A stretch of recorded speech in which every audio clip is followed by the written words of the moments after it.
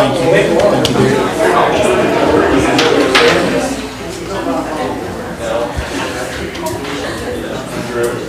right, everyone, it is 5:30. I'll call this Budget Committee meeting to order. First item of business is a roll call. Kyle Goff is here. Executive Robinson? Here. Commissioner Austin? Here. Commissioner Cranford? Here. And Commissioner Hutchings? Here. All members are present. We do have a quorum. At this time, I'd ask Commissioner Mason, who's with us tonight, to lead us in a prayer.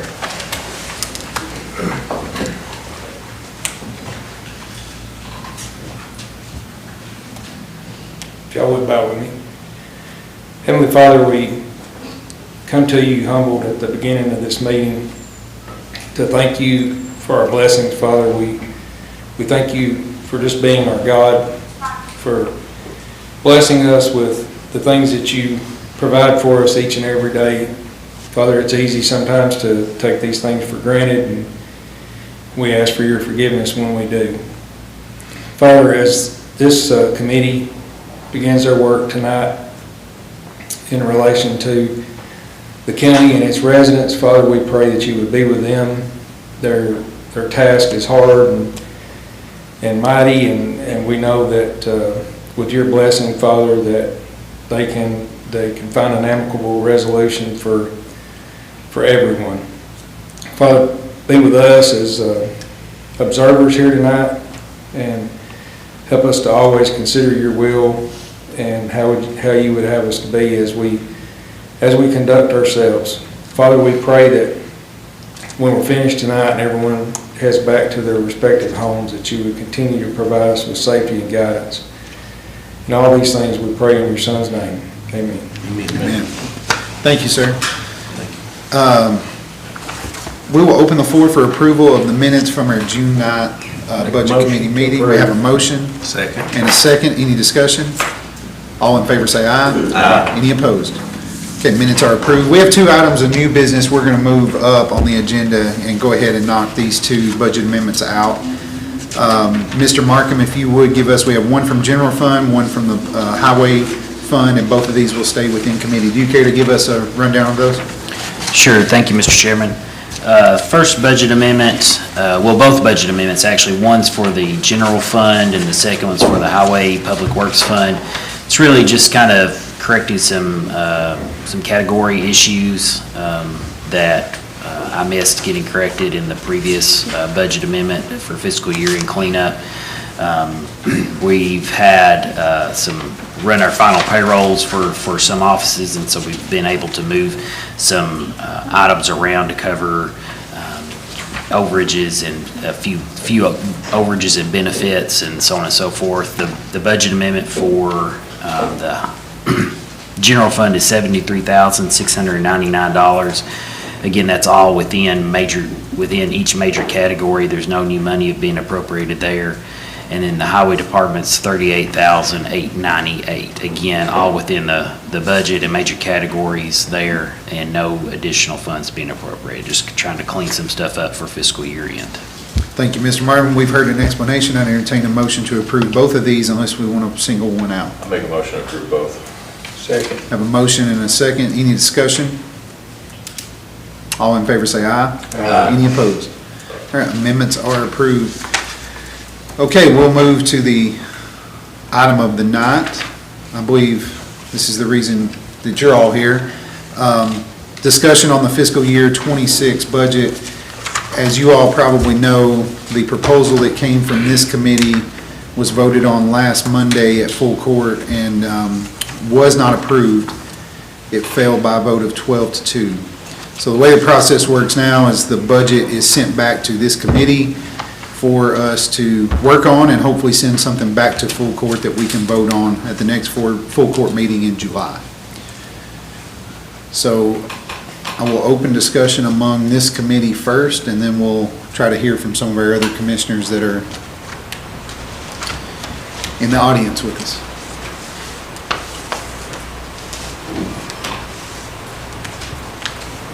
I'll break the ice. Yeah. I feel like I was pretty vocal about the last budget session.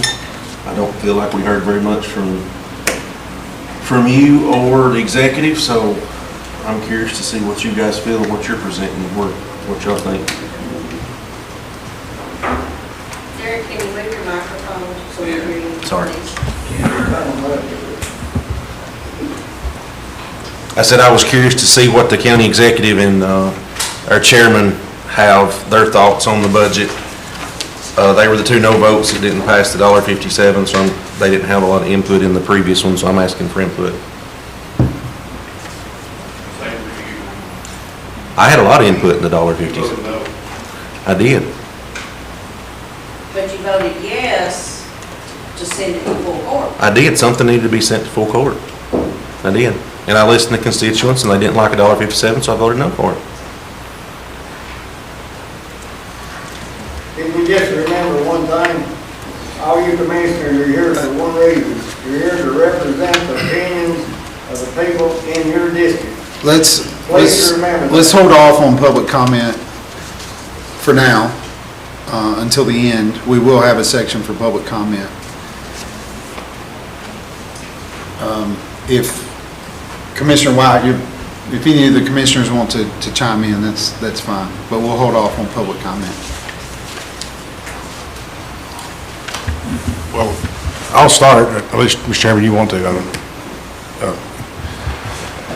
I've been working on these budgets for 20 years. I've kind of had my finger on the pulse of these for a long time. I've been over at Central Maintenance, I've turned wrenches. I've been with EMS, drove while they worked on patients in the back, and occasionally, when the patient couldn't make it, I transported them so the people could stay and work on the others. We built a sewer line, Doug and Zuber and Darrell. Saved the county probably a couple $100,000 in engineering. Moved the road, worked at the solid waste, hauled trash. I personally pumped sewage out of the sewer system for our county when the sewage and stuff's going bad. I go everywhere I'm needed. There's not a job in this community, in this county, that I don't ask somebody to do that I wouldn't do myself. That can't continue forever. There has to be something done. I just can't do that, mate. You know, I might get hit by a truck tomorrow or something. So I intentionally has kind of backed off being involved in the budget this time. I wanted to see maybe some leadership rise or something happen. And so if y'all probably noticed, I haven't said much. Obviously, that was not a good plan. We are in a mess of this budget. Nobody knows where to go or what to do. So I put together some numbers that I was going to propose out. Basically, I'm going to get back involved. I don't see no other way around it. We've got what the certified tax rate is. It's not been given to us officially, but unofficially they have told us what it is. The certified tax rate is $1.2168. All right. Last year, we passed a budget, a deficit budget of $500,000 with the entire commission agreeing to fix that this year when reappraisals come out. Obviously, that has not been done. So if we stay at the $1.2168, that will give us a revenue increase of just a higher over $200,000. Okay. That still leaves us with a $300,000 deficit budget. That's if we pass the same exact budget, no raises, no increase nowhere, nothing. We'll still be passing a $300,000 deficit budget. We can't continue down that road. We've done that for the past 3 or 4 years in anticipation of this year coming.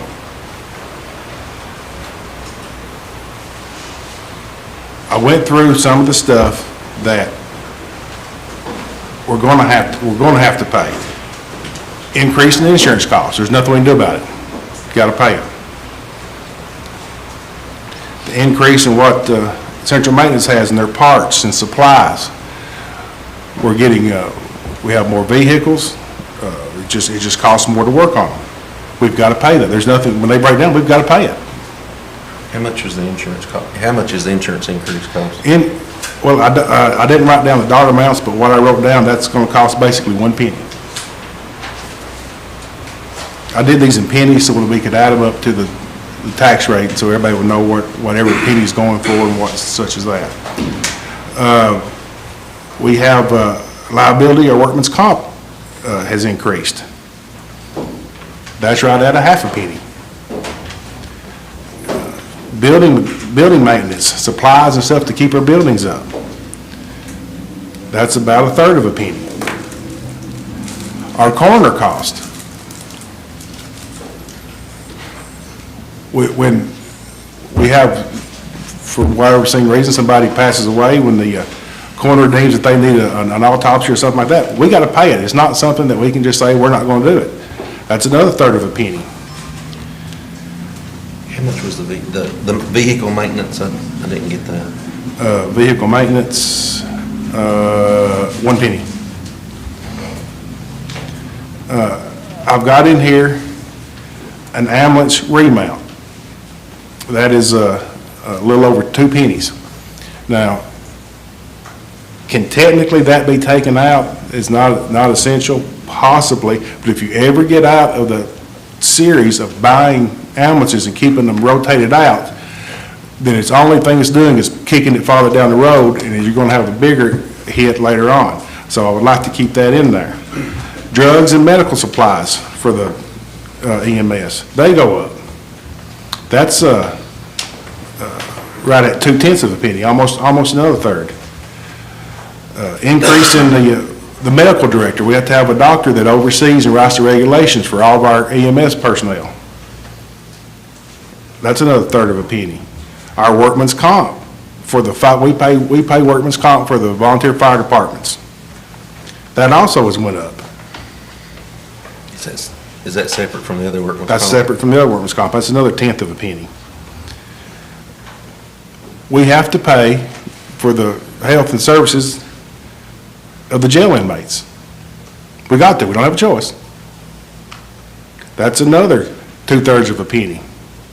Those prices are going up. We have to feed them. Everybody knows that food stuff's went up. That's another 2/10 of a penny. I've got several down through here. I won't go through them all. But the point is, there's some things that we just have to do. So even without a raise for anybody, without adding any employees, without doing anything, you could get by at $1.38. But you haven't given anybody any raises, and you still got a deficit budget. That's going to be the elephant in the room that's eventually going to bite us all, or whoever's sitting here in these seats. You can't continue to operate that way. We're going to run out of money. Then, when you start looking at things that you can put in, obviously to remove that deficit, that's another 3 cents. 3.38 cents, actually. We really want to implement some longevity in this county to help our employees that have stayed with us and worked hard. That's almost 16 cents. It's 15.9 cents. We have a salary scale. If we just did a 3% raise across the board for all employees, that's 3 cents. So it's basically 1 penny per percent. So I guess at this point, and I've got a list, like I got 44 things here that we could and need and should do, what that costs for all of them. But you're looking at $1.38 just to keep the doors open. I'm not suggesting that the $1.38 be the rate, because that does not help our employees at all. but that's where we gotta start, and Mr. Chairman. Yeah, go ahead, Commissioner. Is it Commissioner Mason? You've been, I know, like, and I tried to figure out the last time, I know that in 2020, when we had the reappraisal in 2020, we left the rate at 205. Mhm. And I believe the certified rate then was, $1.89. So there was a modest increase in 2020. I didn't figure out what that percentage was. 8.47. 8.47%. So in 5 years, we got an 8.47% increase. And then prior to that, it's my understanding that 205 rate had been there since the previous reappraisal that happened 5 years before that. Is that correct? What I'm getting at is it looks to me like we've had about an 8% increase in 10 years. 15 years ago, when the reappraisal came in, the certified rate went to $1.85. It stayed at $1.85 for about 2015, and we raised it to $2.05. That was with No, $1.85, we raised it to, 14 to 15 fiscal year, that was due to Yeah. prisoners. yeah, due to the prisoners. And then it stayed at 205 until now. We went through one reappraisal since then.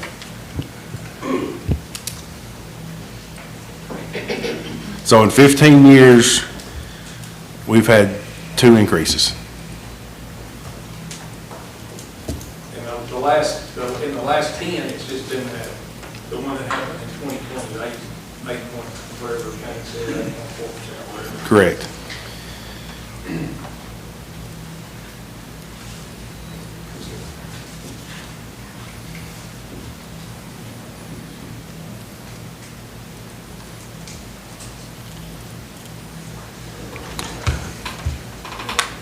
And I wanted to print some of this out for y'all, but I had a computer problem, and they're still in my office right now for the past 3 hours.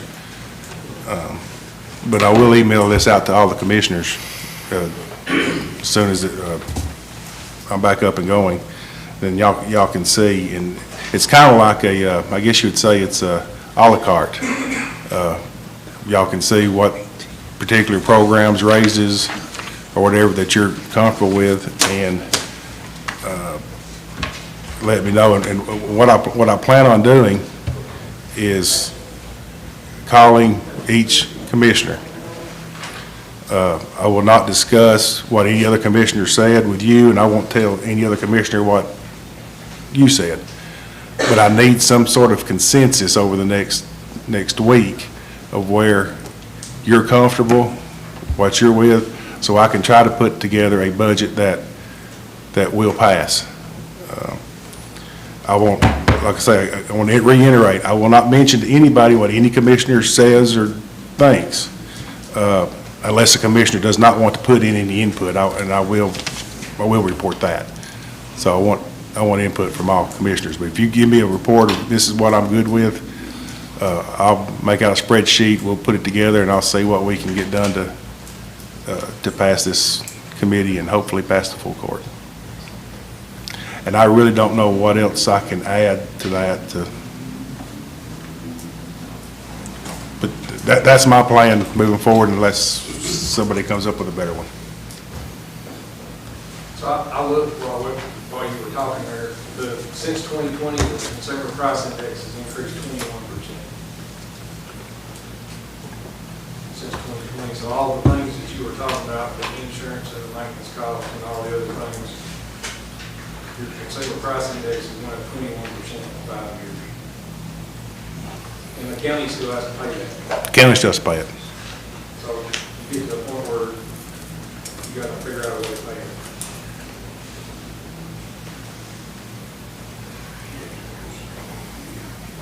I'm not in charge, I'm sorry. I'm not too familiar Well- with anybody. Well, let's hold off on public comment. No, No, this For isn't a now. public comment. This is I need to know a gentleman's name, so if I need to get. My name, Your name, Denny Robinson. Dean Robbins. Denny, D-E-N-N-Y. He's the county executive, if that helps County you. executive. Yeah. Commissioner White? Would there be any possibility to maybe start somewhere tonight and try to whittle it down? Like, start at the 157 proposed and just start looking at notching it, or, Chad sent out the finance director proposal. Look at that and maybe whittle, or just have some general discussion about the likes and dislikes about it. Or just go to the 157 and talk about options there. Anyway, you've explained that very well, thank you. But I guess maybe start a discussion about big number and what can be whittled, or what we can look at overall just to move forward. This committee, or three of this committee, started at 171. We whittled it down to 157. So that's where we're at. If you want it lower, you come up with suggestions of what to whittle down and where to whittle it. I don't think Commissioner Hutchins is there. It was his budget, voted out of committee, he made a motion and didn't support it before. I don't think he's there. I'm not sure where he's at, I have movement. or if he knows. Oh, I do. I know exactly where I'm at. I have movement. But we heard in full court that some people didn't feel like they had input, and I'm waiting to give input until I hear from other input.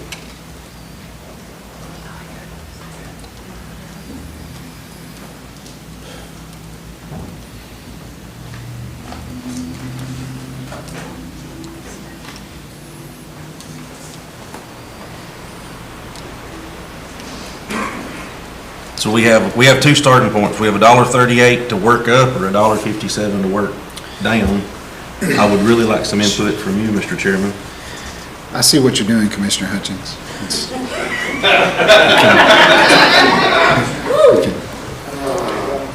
can just keep poking. Chad, I've heard, and this, I'm not disputing any of your numbers, Neil. This is not, I'm not coming at your proposal. Yes. You sent out, I believe it was 142, correct? And then we had two ambulances that were budget amended into fiscal year '25, correct? We had one completely new ambulance Yeah, and one yeah. remount. So that 142 would essentially be knocked down to 140 or 141? The 142 was just one ambulance remount. Okay. Yeah. So the like in your proposal, there was an 8% pay increase, and that's at 142. The executive is at 138 with no increase. The difference between the 4 pennies doesn't hardly make up the 8%. So just to know where the differences are between you guys on your baseline, Is there? does that make sense? Yeah, I understand. Is there, was that any deficit with your? It was, that's what I was going to say. It's Okay, it's probably, probably a that was deficit. running. And how much was the deficit? Let me just pull that up. Sorry. Real quick. No, you're good.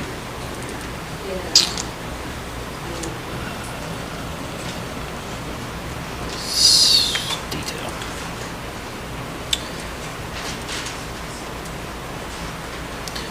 Make sure I give you, so in the detailed version that I sent out, it was running a $167,453 deficit. So in that proposal, I also made a few adjustments on the revenue side, maybe not in the way that we would conservatively budget for some of those numbers, but just to try to make some movement on that. Not that I think that it's going to be, we're going to miss it, but we just wouldn't quite be as conservative on some of those revenue projections that we made. And so that's the difference there, is the And deficit. I would like to add, adjustment of the revenue. I have no sales tax revenue included in this, and so I don't know how much he's got budgeted for that. I'm going off what the numbers that, from the last year's budget that include sales tax and stuff. But no increase. But no increase. And Chad, do you know? Yeah. Sorry. Yeah, and so in this budget, it was looking at like a holistic approach to the revenue. And in this version, I was looking at a sales tax increase of about $100,000 estimated budget. That gets you about right. And we hadn't talked, so that gets you about right It's up to on. the 4, yeah.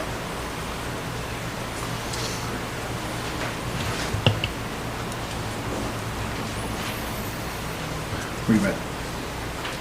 Me, I'm a little clear. I'll clear up where I stand with this. I felt like for the last 2 years, we've listened to these department heads come in and talk about they want to take care of their employees, they want to take care of these things. We've had a lot of expenses go up, just like everybody has. We're no different than the rest of the society. And, you know, a gentleman said that we need to think about what our people in there, we also need to think about the employees that work for this county and the services they have. I am 100% on board with taking this pay study that we did and these classifications and setting it up and giving these guys the pay raise they need. This was not done just out of whim. This was set up to basically, you know, make us market value. These 3% and 5% raises are a lot of raises in a lot of ways, but when you're 30% underpaid, that's a drop in the bucket for what the market raise is. I've talked to a couple of employees that are county, and I'm not going to say what department they're in because I don't want that to be on their shoulders or anybody looking for them. But they said if we don't do something to help their families, they're going to leave.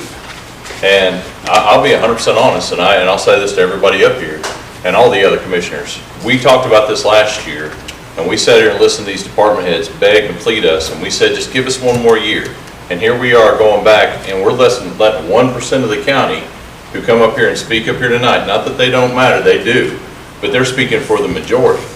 We have a bunch of people back there that have worked their tails off and licensed, and I'm telling you, some of them are the cream of the crop. And we're gonna let them walk out the door and not even say anything because we're worried about somebody who doesn't understand. I want what's best for our county, and I want what's best for your family, my family, their family, and all their families.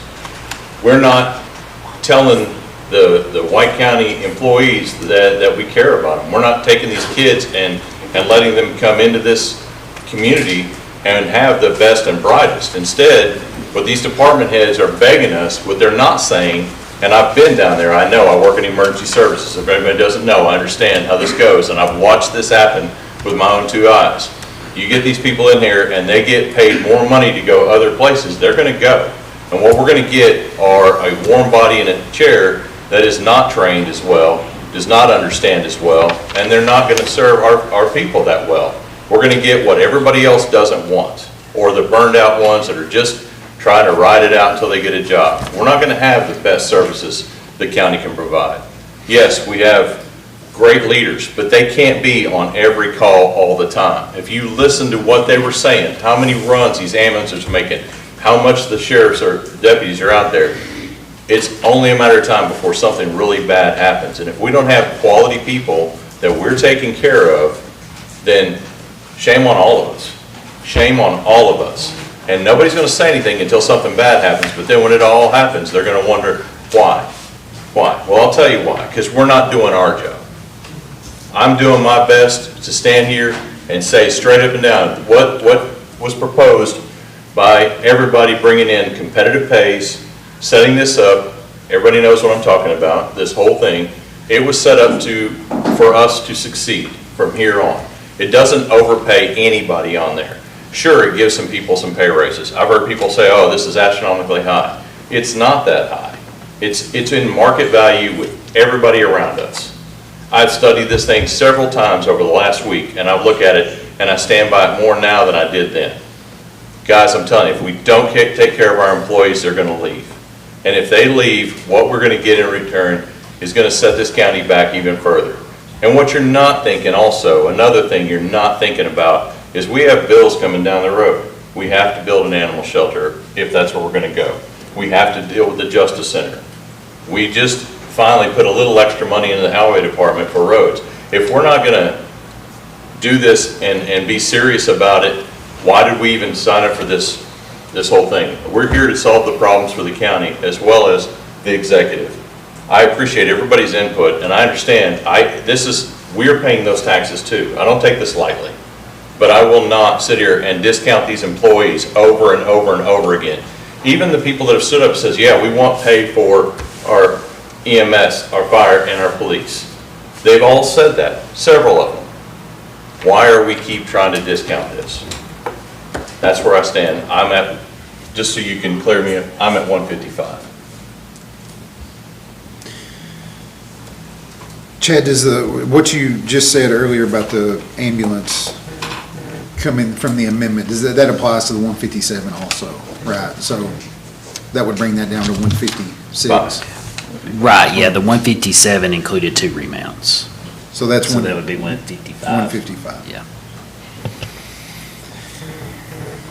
So that is coming down, so.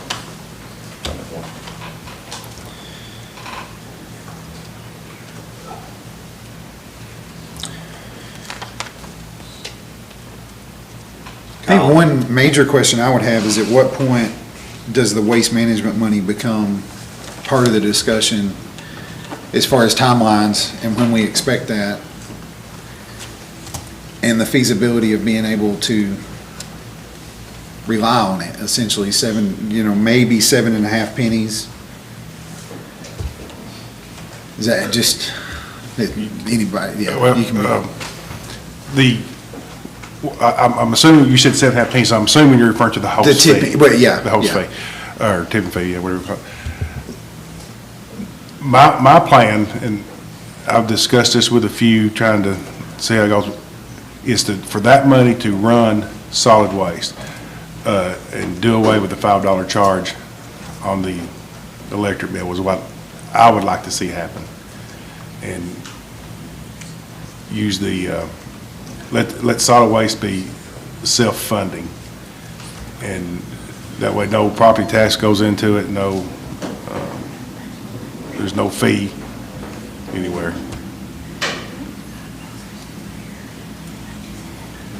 But that would be a decision y'all would have to make, but that's my thoughts of looking at it forward.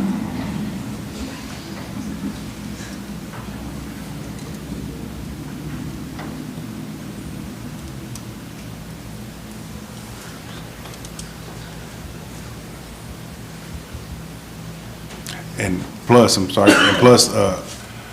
upgrade those convenience centers. We're running off the same model from the 80s, and they're in bad need of upgrade.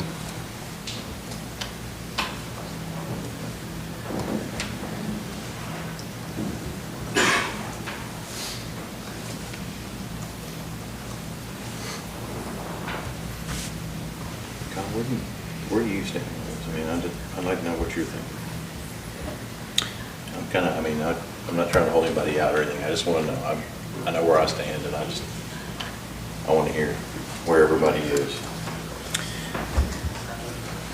My first thought is the utility of the pay scale is there. I think the substructure behind it and all the thought behind it is legitimate.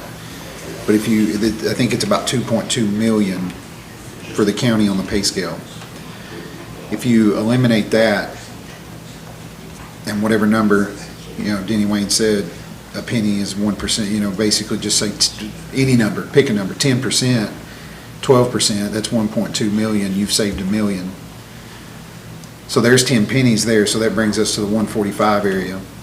I think that one move alone gets us into a much more workable range for the full commission.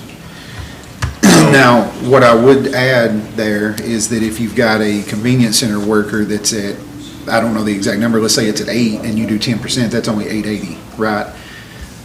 So the step two of that would be to have some minimum thresholds that we meet across the county.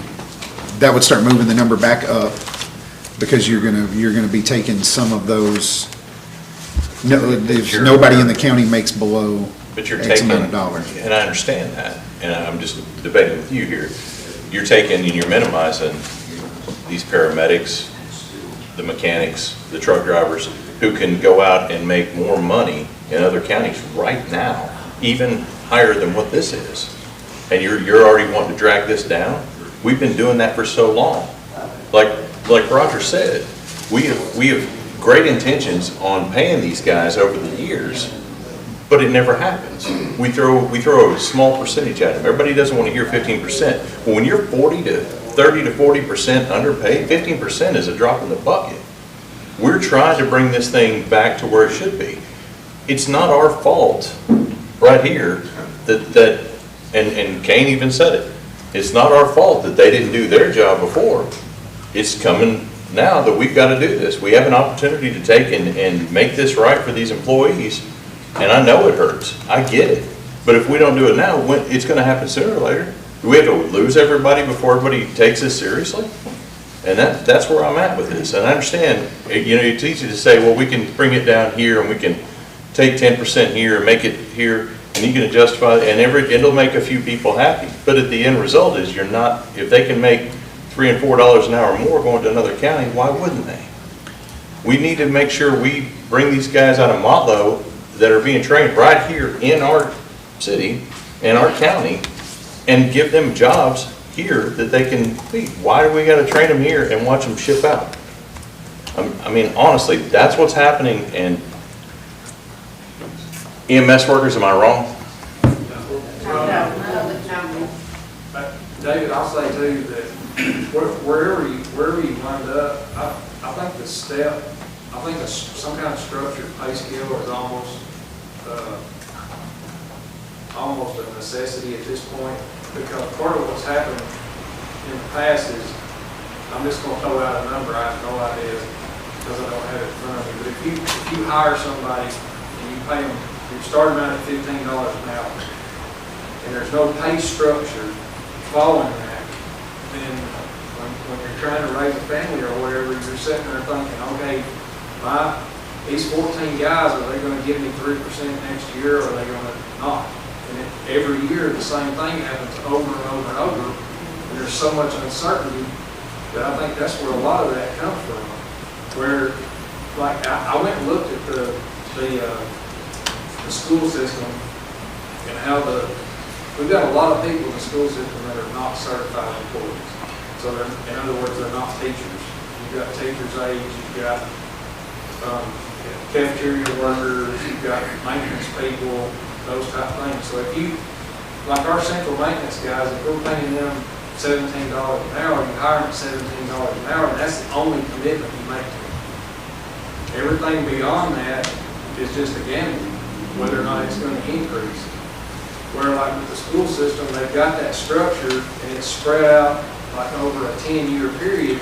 So if you started at 17, next year you're going to go to 1750. Next year you're going to go to 18.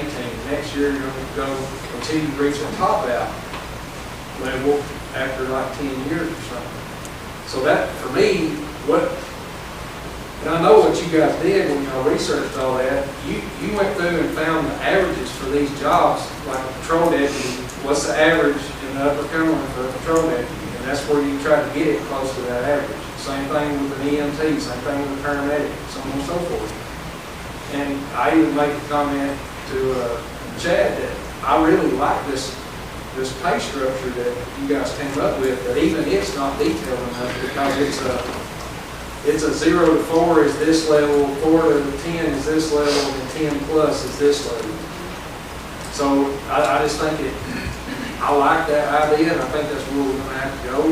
But I think we're even going to have to be more detailed with it, where people, when they come to Roger, I'm trying to fight just to get this, yeah, let alone be in more detail. yeah, I wish we could do that. Yeah, 100%. Can I speak, Chairman? So, I agree with Roger. I would prefer not to give up the tier system that we've created. It come out of work sessions and as a need. We gotta talk about the elephant in the room. Nobody wants anyone to have an assistant, so that person needs to come out. And nobody wants to have an EMA director. I feel like that we need to give the EMA part-time director, he's making $15,000 a year. I think he's worth 3 times that, but I feel like we need to give him a raise at a part-time position. Nobody wants him full-time. He needs a substantial raise as a part-time employee. We've got an Commissioner assistant. Hutchins, sorry, I don't want to, as you're going, I don't know if you have a longer list, but I do. if you could give like the penny, like So- as you go. DW's assistant is 40,000. The EMA director increase was So there's 66,000. one, right? So, I mean, I feel like he needs to be at about 25. So, but basically that's a penny. If you work backwards from the $1.57, we had 2 pennies for debt services that would come out. We've lost 2 pennies from an ambulance remount. You cut DW's assistant out, the grant writer, it's not an assistant, it's a grant writer, but, we're budgeting for 2 new deputies. The sheriff's department is understaffed, we can give him 50 deputies, but if he don't have the pay, then it don't matter how many we give him. So I feel like we focus on increasing the pay for the deputies that he has and get them up to speed and drop the 2 new deputies. So there's another 80, there's another penny. We proposed 2 mechanics. I suggest we drop mechanic 1, which would be the lower mechanic, the uncertified mechanic. I think that was 40 or 45,000. The jail receptionist. Then we go to the pay scale.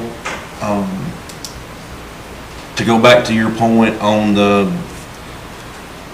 hand picking out certain categories, you've got the solid waste people.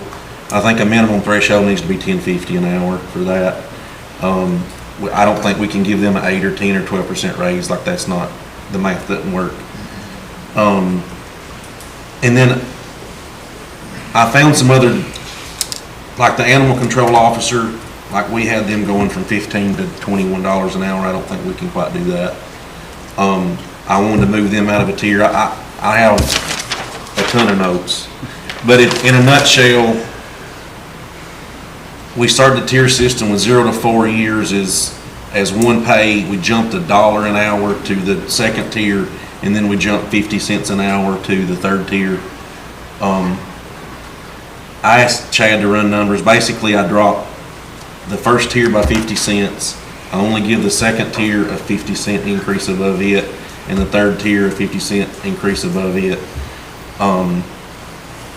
Round ballpark numbers, Chad. I didn't want him to do a ton of work on it, and nobody wanted to do it. So he's saying it's about a 12% raise, and it's about $1.45, $1.46. So if that's entertainable by the committee, we can obviously dive into that a lot further. But if nobody's interested in it, I didn't want Chad to put a bunch of hours in and it not be a viable option.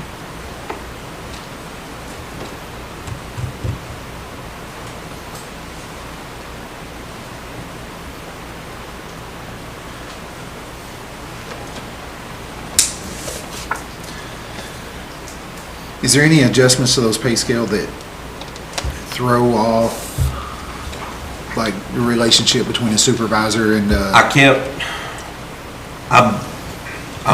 personal relationship? No, I the know. pay relationship. So I bumped some of the categories. If I made a bump, and I made some bumps in some of the categories, I know it's hard to explain, but if some people were in a 16B category, I moved them to a 16A. If their counterpart was in 16A, I moved them to a 15B. Like I kept the scale, when I bumped the scale back, everything bumped back equivalent. It's just a smaller increase in pay than the 15. Like I tried, I mean, I may have made mistakes on it, Chad's. I mean, we would need to go in great detail over it if anybody's interested in entertaining that, but I was trying to make cuts to get it down. I was thinking it was gonna be about 1.2 to 1.5 million, something like that. I'm ballparking in my head is what it would, instead of the 2.2. I mean, we've lost about 500,000 in just new employees right out there. And remount, you gotta have the ambulance remount and the 2 pennies for the debt services that we pulled out of the $1.57. I'm starting to think about that too, because we gotta start thinking about long-term. We have to get something to pass too. My only concern with our pay scale is, this has been implemented by this county commission, or has the potential to be implemented by this county commission. In 3 years, 5 years, another county commission can come in and totally turn this around. Then you've got a problem with people coming and going and keeping up with the paperwork with what they were promised when they were hired. And I'm all about, I think this is a great idea, but I'm almost to the point now where I'm getting a little nervous. I think we need a professional consultant to come in and do us a pay scale, if we're going to go down the pay scale road, and have someone that's trained in that and understands how divisions of government levels work. Is that a would be- service that CTAS might perform for us? No, CTAS won't Nothing do that that. detail? You gotta Yeah. pay. I know there's, I'm assuming it's gonna be, They would give us some information on a particular position, but they will not do a whole pay study.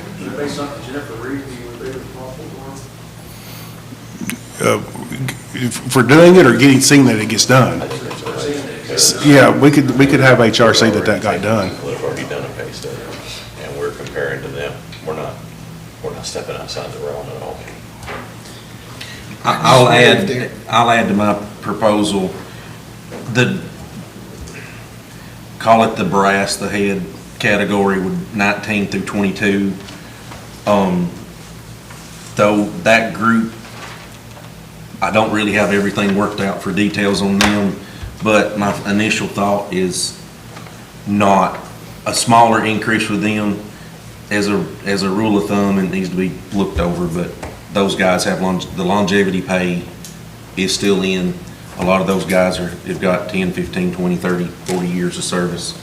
They may not get much of a pay increase, but they're going to get a big longevity pay. I hope that would take care of them on a smaller pay raise to help pass a budget that would put more money in the lower end pocket. if you're, just following along with you, you got some positions that you talked about, you listed several, and as I was taking notes, you got, it would have been like $1.49 when you were done with the positions. Okay. Then you move to your adjustments to pay scale, and if it goes from, you said 2.2 to 1.2, right?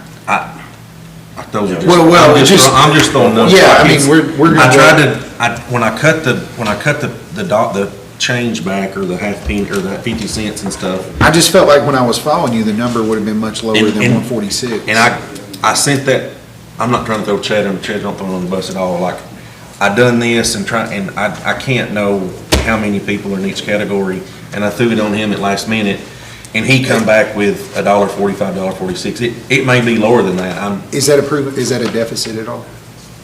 I was taking $1.57 and kind of working backwards. Okay, so no, so right. no. No. Chad, I don't know if you want to, And did you understand my question there?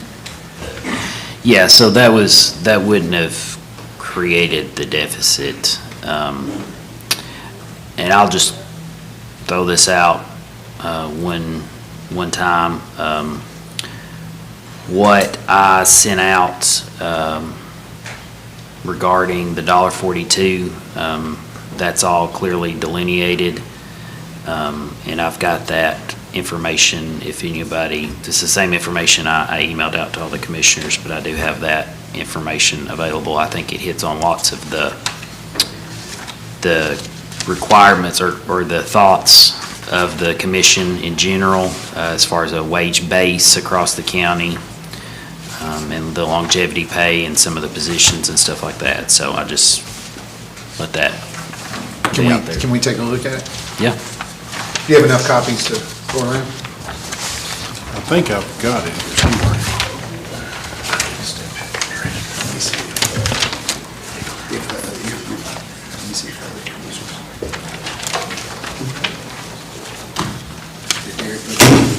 I got one right here, an extra.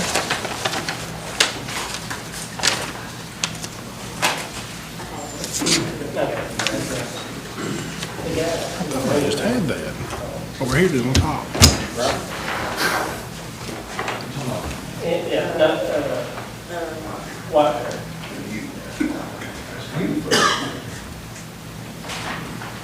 I don't think I'm gonna enough for everybody.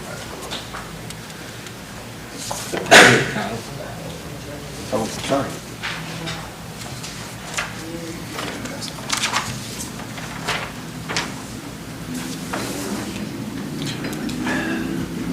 Mr. Chairman, if I may, Yeah.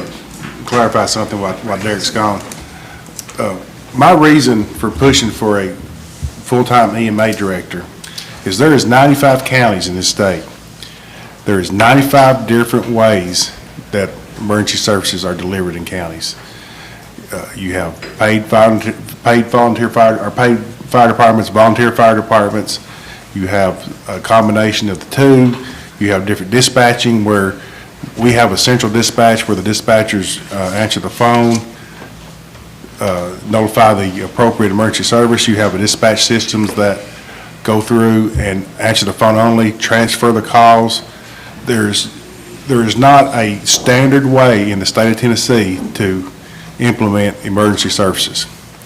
So that's why the state wants us to have an EMA director. They want one person to pick up the phone and call and talk to and say, hey, this is what's going on, this is what we're expecting, or vice versa. The EMA person can pick up the phone and go up the ladder to the state, to TEMA. That's the reason for the EMA director, and that's how funds flow for emergency services through the state, is through the EMA director. That's my reason for pushing for the EMA director. The line of communication and the flow of funding to help us offset our costs is done through EMA. Yeah. I want to add to that a little bit, if you don't mind. There is so much more grant money, funding things that will go through if we have a full-time EMA director. I can't even begin. I've argued with this with you guys several times, but I actually got another phone call the other day and was talking about it, and it's astronomically high. It boils down to the state wants, and the Upper Cumberland and the federal government wants us to invest in ourselves before they invest in us when it comes to something like this. There's so much that would benefit us in so many ways, and we have to have somebody to account for, the funds of the fire departments and things that we're doing and things, but a full-time one would bring in more grant money, bring in more things. It would pay for itself probably twice over, at least. I don't know why this is so hard for everyone to see, but I would gladly sit and talk with anybody that had any questions about it specifically. Thank you, Mr. Chairman, that's all I need. Since the EMA got brought up, oh, never, I'm sorry, Chad. I see it at the bottom. I wasn't spotting it on the paper. I see how. I see how I found it. Yeah, the cut list.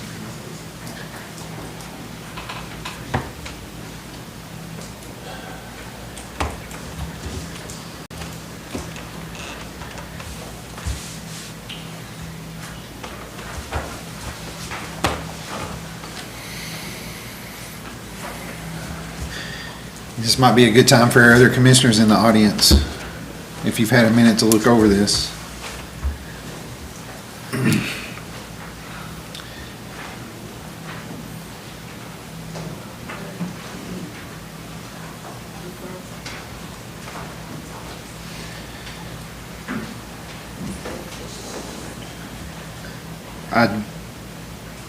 Chad, I do see a lot of common themes between everything Commissioner Hutchings said and what's on this And I saw his proposal, and I'm not saying it's a bad starting point at all. It gives up the tier program, the tier.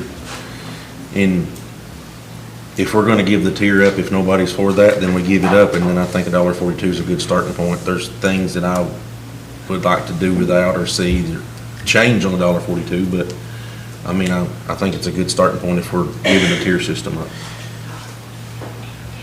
Chad, sorry to put you on the spot, do you have any input as to when you were doing this, what made you cut out the tier system? Like, do you have any thoughts, what led to? So, as we developed that system, I felt like that it reclassified lots of positions. We tried to look at positions rather than the individuals in those positions. And in doing so, that required us to make some pretty substantial moves for some people. And also take into account where some pay rates were at already, and if we wanted them, where we wanted them to end up falling on that pay scale, without having, not a pay reduction, but being at a frozen pay position, to try to minimize those instances, so we had more people that were getting at least something. That really pushed everything up. And that pushed us up to that high number. And so I felt like trying to hit a lower number undermined the whole thought process behind the tier system to begin with.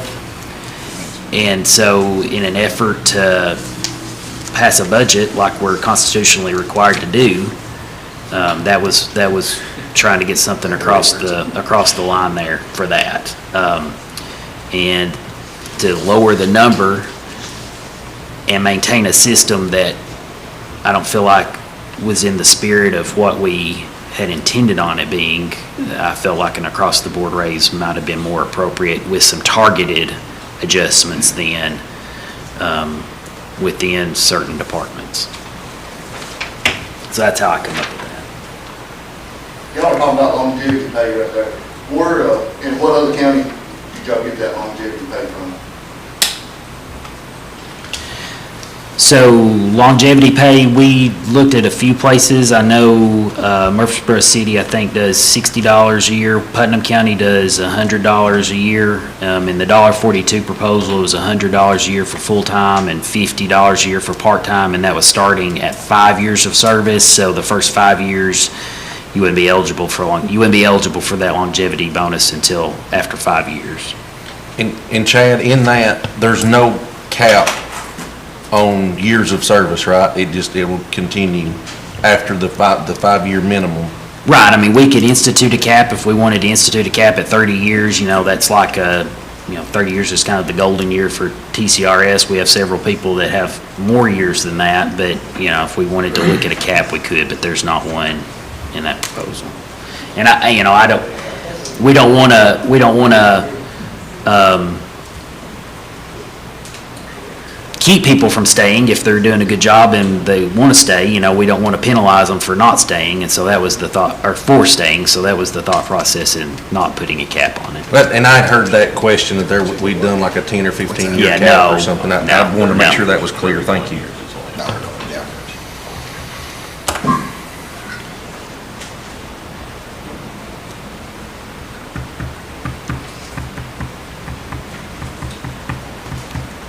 Question.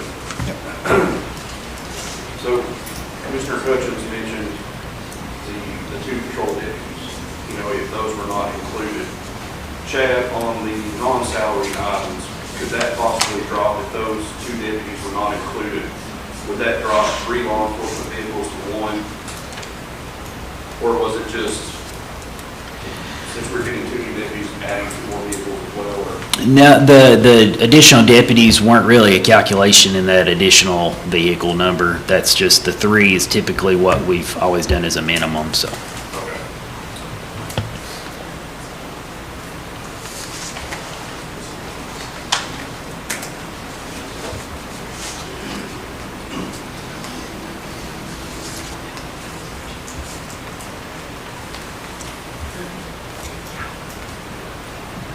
And if we're looking at doing away with the tiered system,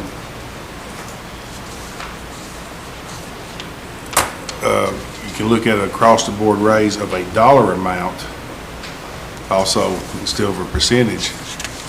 I did that, that's one of my suggestions, or one of my à la carte. For every, if you did $1,000 year raise across the board for everybody, for every $1,000 you did, that would be 2 cents. Is that roughly 50 cents, sir? I didn't do that. I just figured up $1,000 will cost 2 cents. So, you know, if you did 2,000, 4 cents. Roughly, roughly. I don't know, I didn't do it. Well, it depends on what you're making. This will be across the board. Well, Think- no, But mine does so much better. Oh, you're talking about just a number. 50 cents Yeah, on I an mean, hour roughly. I would have If you work to, 2,000 I didn't hours do a that. year. I think I handled it. I'd have to see. Sounds about right, yeah. Roughly. Well, I wasn't suggesting it be 1,000, but I wanted to have a base so that you could, as y'all thought about it, you could say, yeah.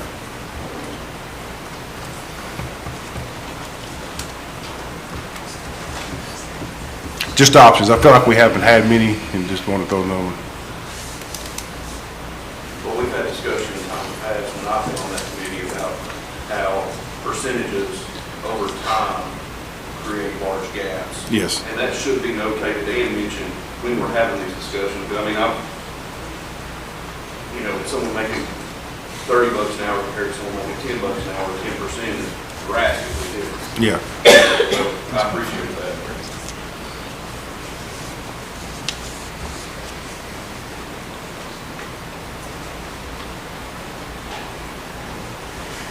It's enough to kill.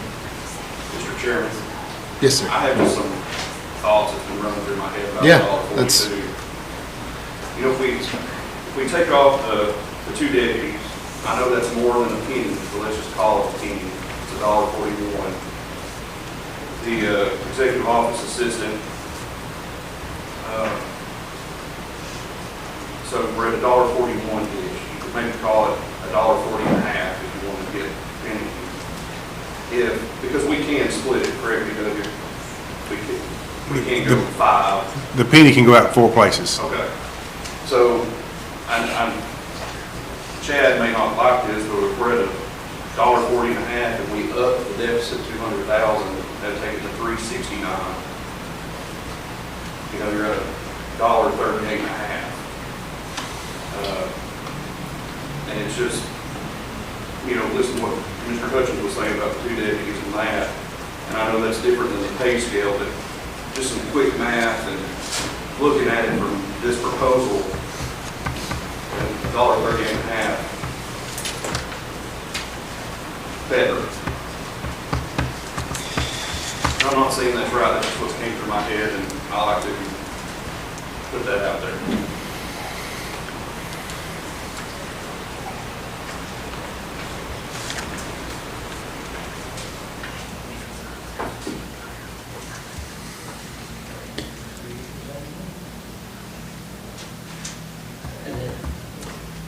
So in your budget right there, if we go with the $1.30, whatever, are you gonna be willing to add another 5 cents to it next year? Probably not, no. Okay. He may not be I mean- here next year. Huh? I said may not be here next year. We'll all be here next year, unless we quit. Well, I could walk out the door right now. If we quit, I mean, other than that, if we I mean, quit. that's just what I'm saying. The earth couldn't be here next year. Well, you know, if you're gonna sit here with that mentality of saying, you know, Oh, well, we may mentality. not Let's be talk here next year. mentality, Kay. We're looking at long-term here. That's the whole problem with this. Nobody has looked at this long-term. Everybody has, well, this will get us by this year, this will get us by this year. Nobody's looked at it long-term. That's the reason we're in the shape we're in now. You're part of the reason we're in the shape we're in now, because you've been here longer than any of us. I tried to, me and Kyle actually tried to implement one 2 years ago.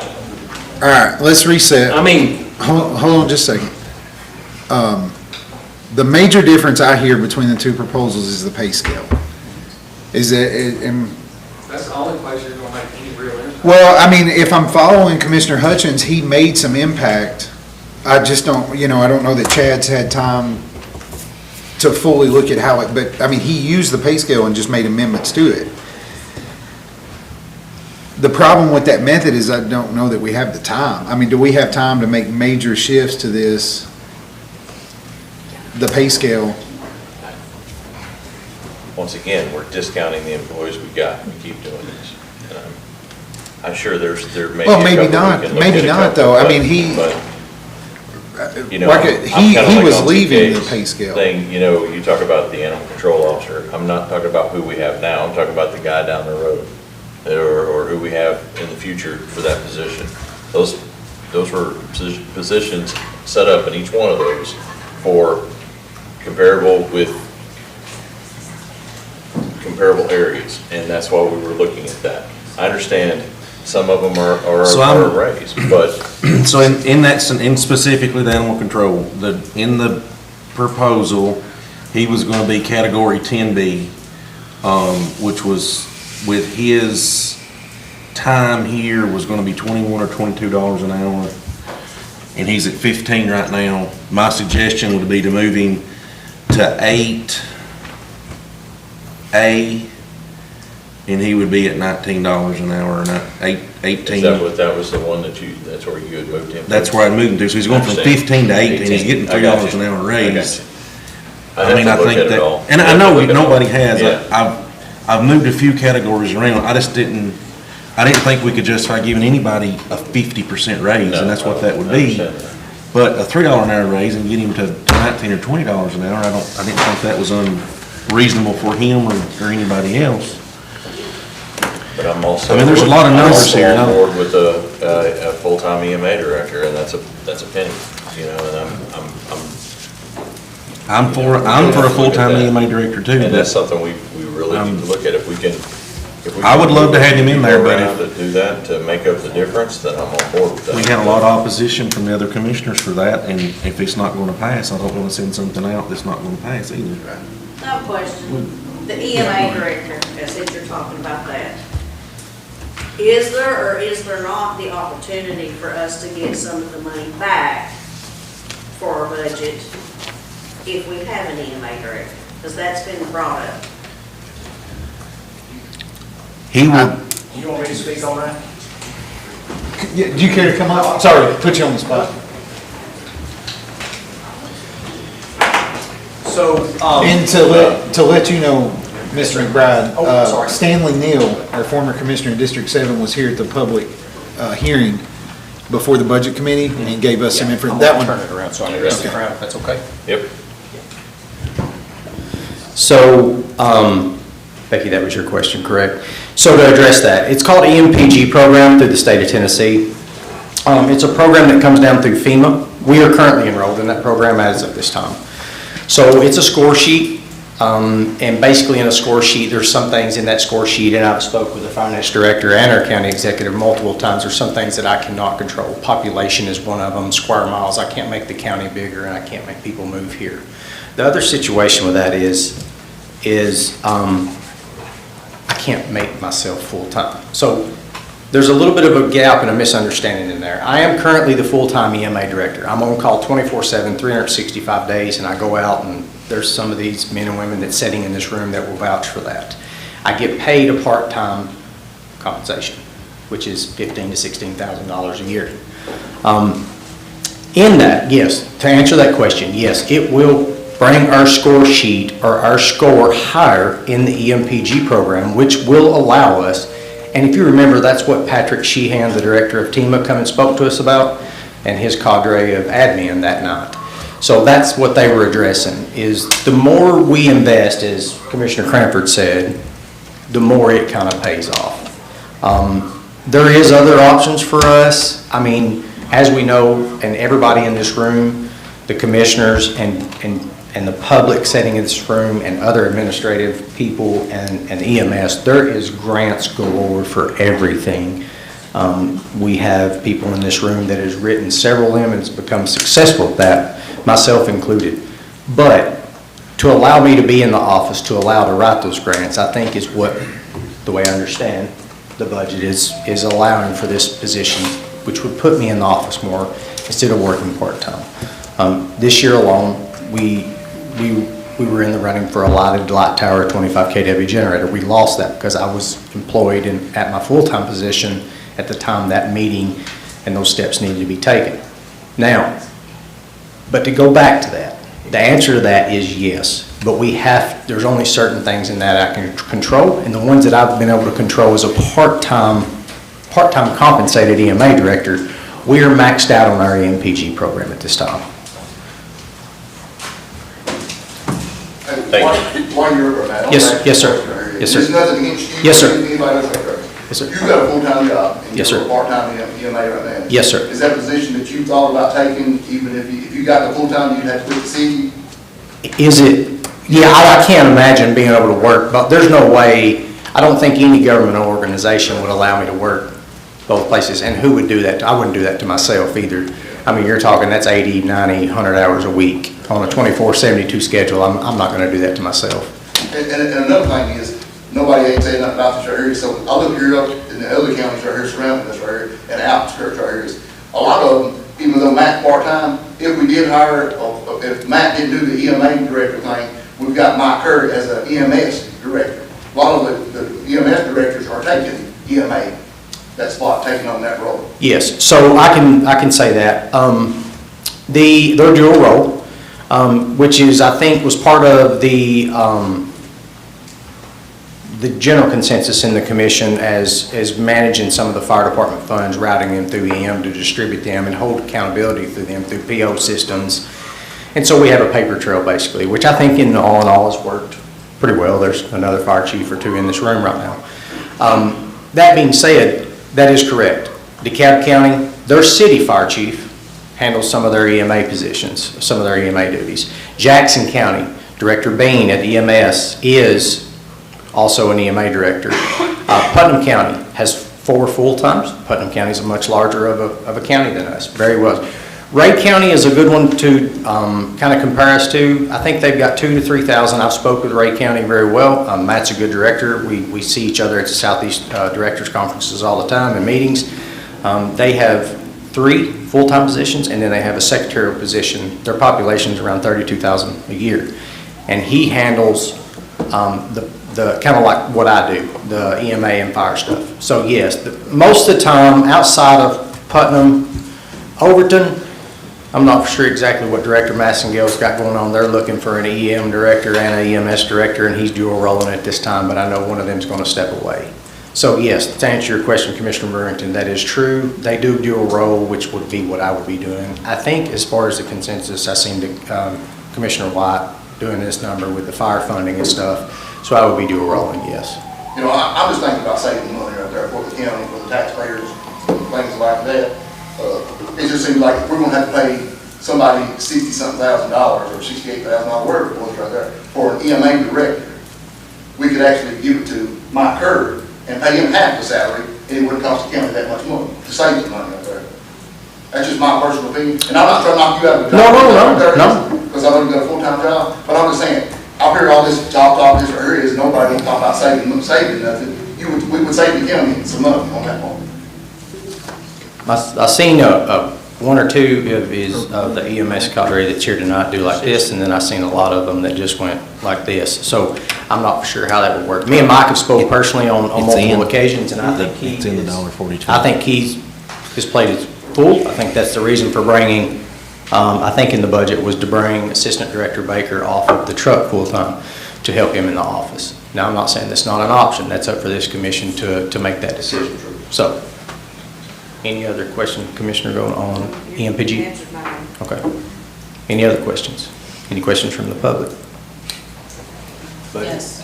Yes, ma'am. How come we're not considering outsourcing Outsourcing as far as your EMS? our I'm just going to Okay, say, my so brother there- is in Little Rock, Yes, ma'am. Arkansas. They outsource their Okay. EMS, and it's worked out great because the government also reimburses. Okay, so let me I'm going to get something squared away real quick.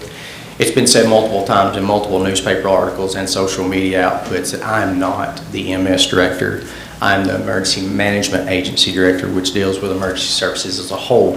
As far as a leadership position, I have no control over EMS, the emergency medical services in this county. I do hold the title of fire coordinator, and basically all that does is that lets some funding have a paper trail through our finance director's office and divvy those funds out. Now, with that being said, again, our EMS director is Mike Kerr, and that would be a question for him or Assistant Director Derek Baker and the Budget Committee and the County Executive. Okay, thank you. Yes, ma'am. Yes, sir. Looking at the age of our fire trucks, like I mentioned at a meeting here a while back, I think we are in big trouble with our fire departments shortly down the road. You know as well as I do, we're operating with 20-year-old fire trucks. Yes, sir. They're already starting to develop problems. We are going to have to come up with some crazy money fixing problems in the future. So that's why we're trying to get an EMA director to get grants to help with those issues. If you went with a full-time job, that you could really help in that goal to get these fire departments up to date. So we've already missed out on, and I'll get the county executive to back me up on this. We already missed out on a community block development grant, basically. Three of them. 3 of them, 4 fire trucks, because we're not collaborated or combined under one. Basically, the way that works is we work under a population base, so a service area. Well, there's 2 fire chiefs in this room, and I'm not missing any of the other ones, I don't think. I've tried to scan the crowd.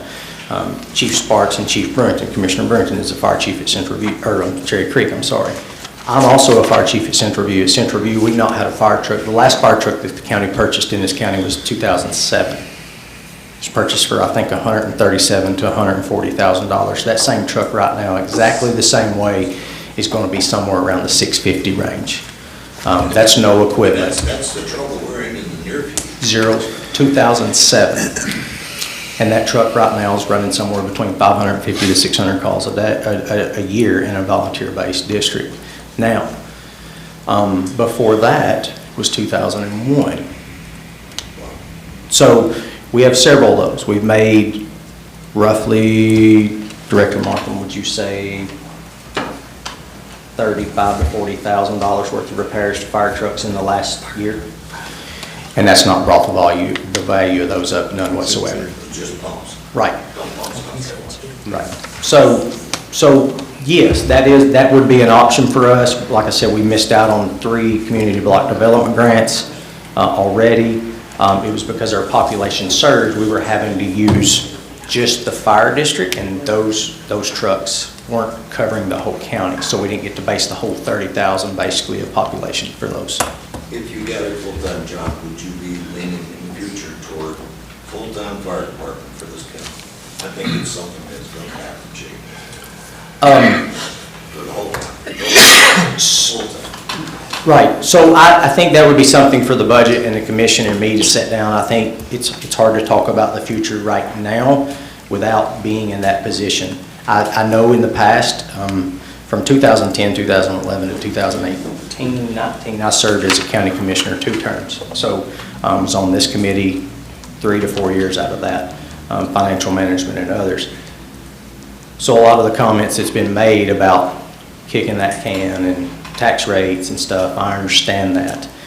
That being said, I think volunteering is down. It's not just in the fire service. It's T-ball, it's Boy Scouts, it's everything that takes somebody to volunteer for. If you remember when we were children, when you walked in the hospital, it was what they called candy strippers, and they sat up at the front, and those were not paid. Those are paid positions, paid receptionists now.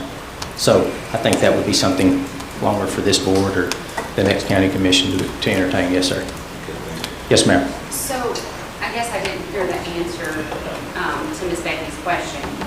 Will you, I heard the breakdown of the EMPJ, but EMPG. EMPG. Will you be able to theoretically get enough grant money to pay for your position? So in that, the general rule of thumb is it's a 50% mark. It's not a whole mark, it's a 50% mark, up to a 50% match, depending on the counties, and that's all public record. It's on different websites, and I don't have those in front of me, and I apologize. And I'll be glad to email you what I have as far as record, because I've been researching how do we get our score higher right now.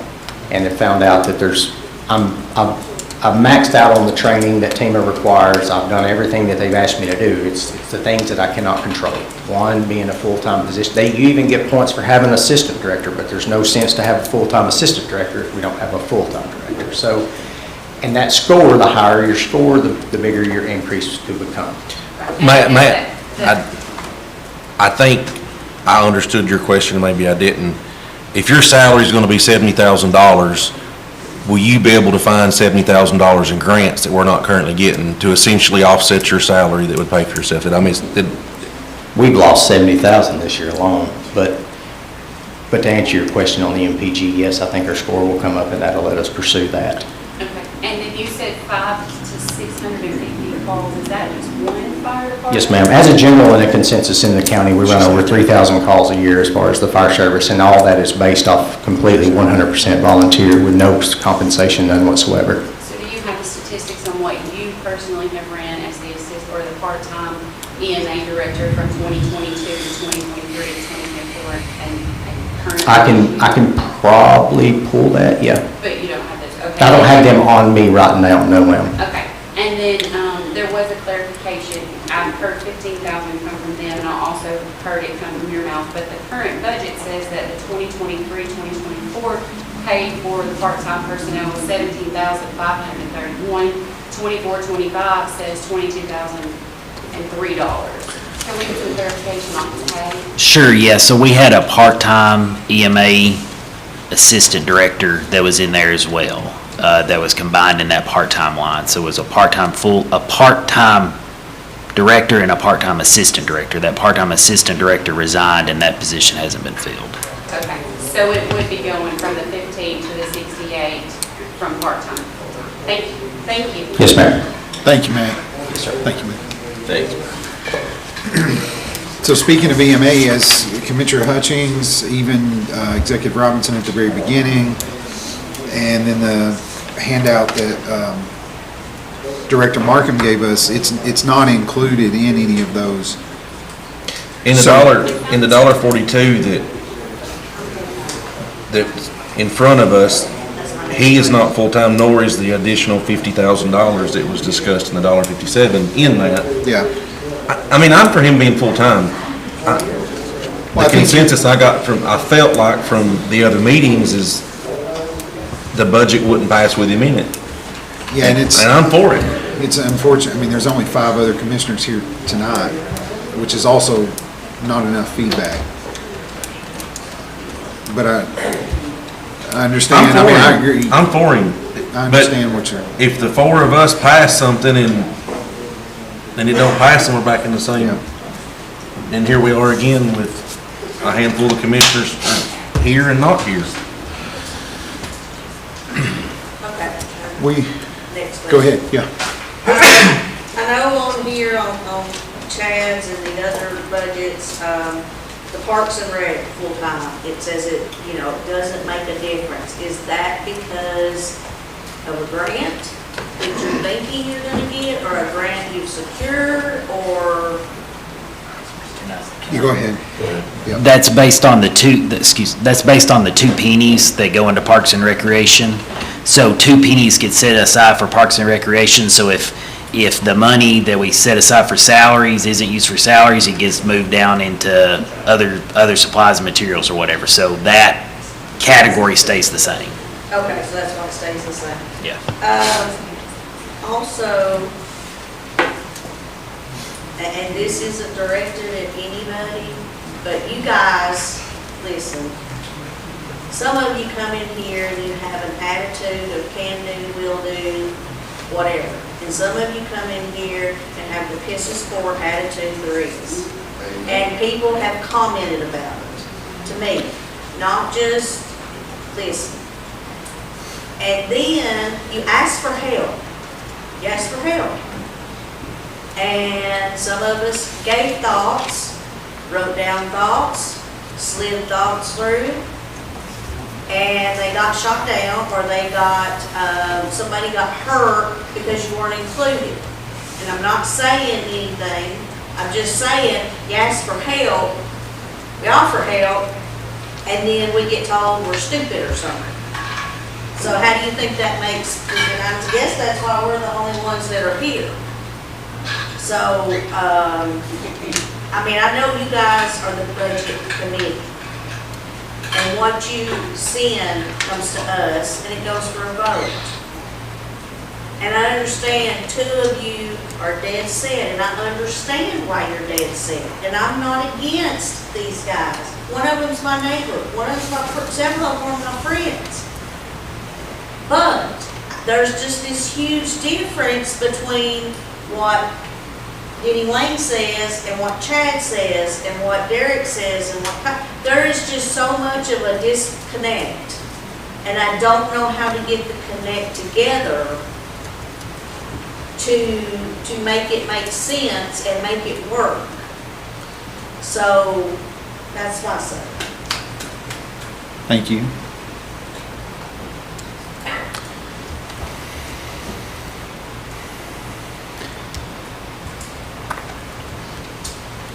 Well, I mean, I will agree with Commissioner Golden, the spread is. Yeah, I mean, we started at 170, our certified rate's 121. There's a lot of ambiguity in the middle, and there's a lot of different places for people to land. I'll commend Commissioner Hutchings because he has at least, I mean, I think you're making sacrifices, right? I don't think you want to do any of these things. So I think, I mean, no matter what we look at, even Commissioner White. Yeah, go ahead.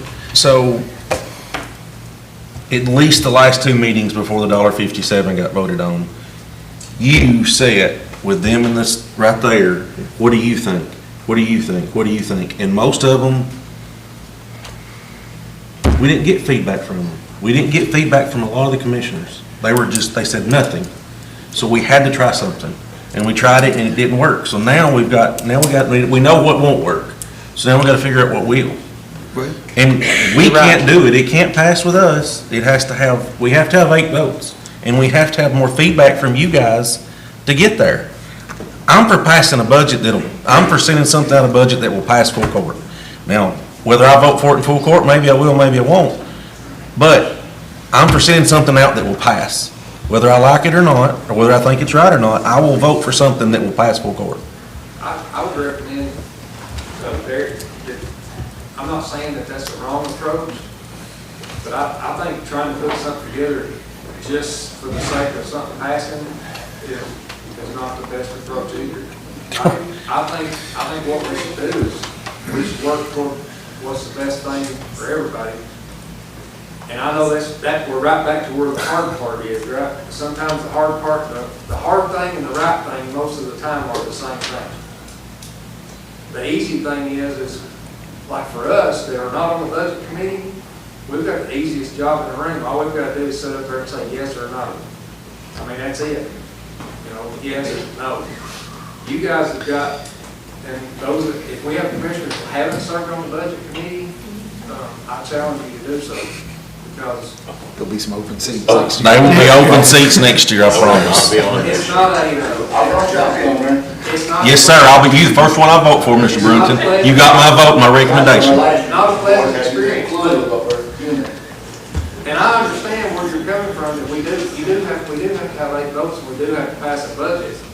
But I think, making decisions just to get us to that point, whether they're right or wrong, I don't like that idea. I would rather us, if we have to spend some time on it or whatever we have to do, I'd rather us do it right. I mean, I'm probably 30 hours in, Roger, or 40 hours in on it. I know you know, but what's the point of sending something out that's right that we feel like's right? I sent out what I thought was right at $1.57, and it got voted down. So that's not what the people want. That's not what the commission wants. So now we're back to the drawing board. So why would we not send something out of budget that will pass full court? I don't understand. But we can't. And really, we come back to the same thing. Every time somebody's talking to me about it, I've told them, we've only got one area that we can really make any impact. It's pay. It's employee compensation. And we're so far behind because the comment was made earlier We've done this year after year after year, and we've told them, hang on, guys, just hang on, guys. And we went to all the department heads and met with their people, went to the highway department, went to the sheriff's department, when we had the sales tax referendum, trying to get community support to do that. And we couldn't even do that. 3 times it failed.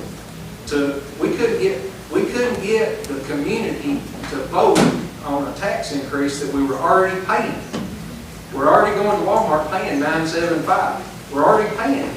All we were asking for was let the county match that rate so we can get our percentage of that sales tax rate. And we couldn't pass that. So I said in the beginning, anything above that certified rate of $1.21 is not going to be acceptable to the community. So we are in a position where we're going to have to make a decision. Are we going to do the right thing as elected officials by these county employees, or are we not? That's where we get to. And because that's really the only wiggle room. You start talking about $1.42, $1.44. I mean, you're talking about, like I've looked at every one of the scenarios on my tax bill. The $1.57 is a $280 a year increase, is what that is for me. If you knock it down to the $1.49, that saves me about $40 a year. I mean, we've got to do what we've got to do to right the ship, because that's why I've asked anyway the question in the beginning. What have we done in the last 10 years? We've increased revenue in the county 8%. And the consumer price index has increased 21% in the same time period. You can't, the math don't math. You can't keep up like that. And it's because we do this every year, because nobody wants to look at their neighbor and say, yeah, I'm the guy that voted to increase your property taxes. I do think in 2020, it was an 18.13% increase, not 8. 1.7354, and we held the rate at 205. So I do think it was 18 instead of 8. Regardless, we're still behind the consumer price index that you referenced.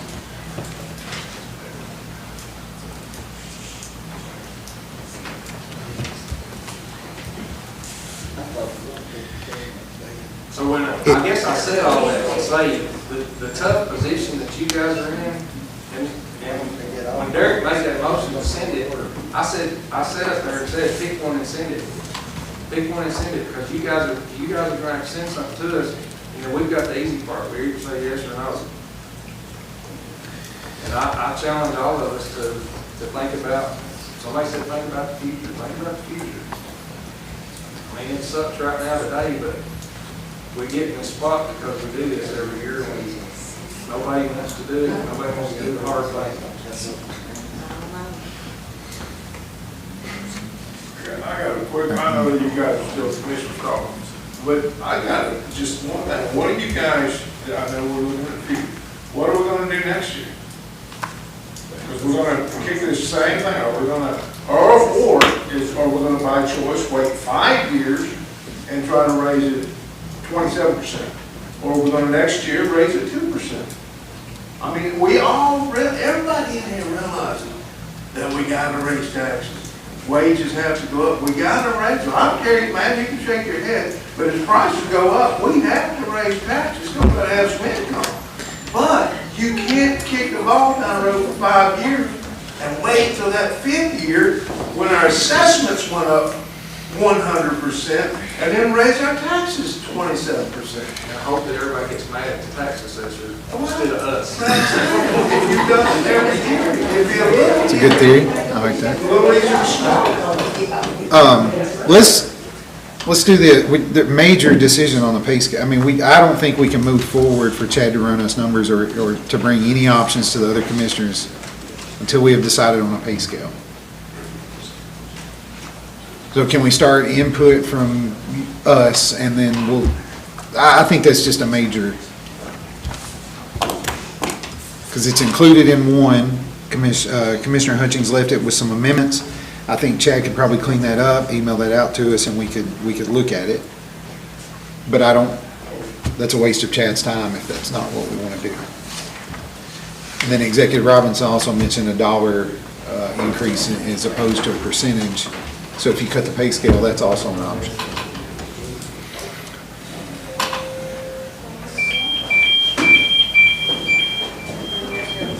Excuse us, gentlemen. Thank you for your time. Thank you. Hey, y'all be safe out there. Appreciate you guys for all you do.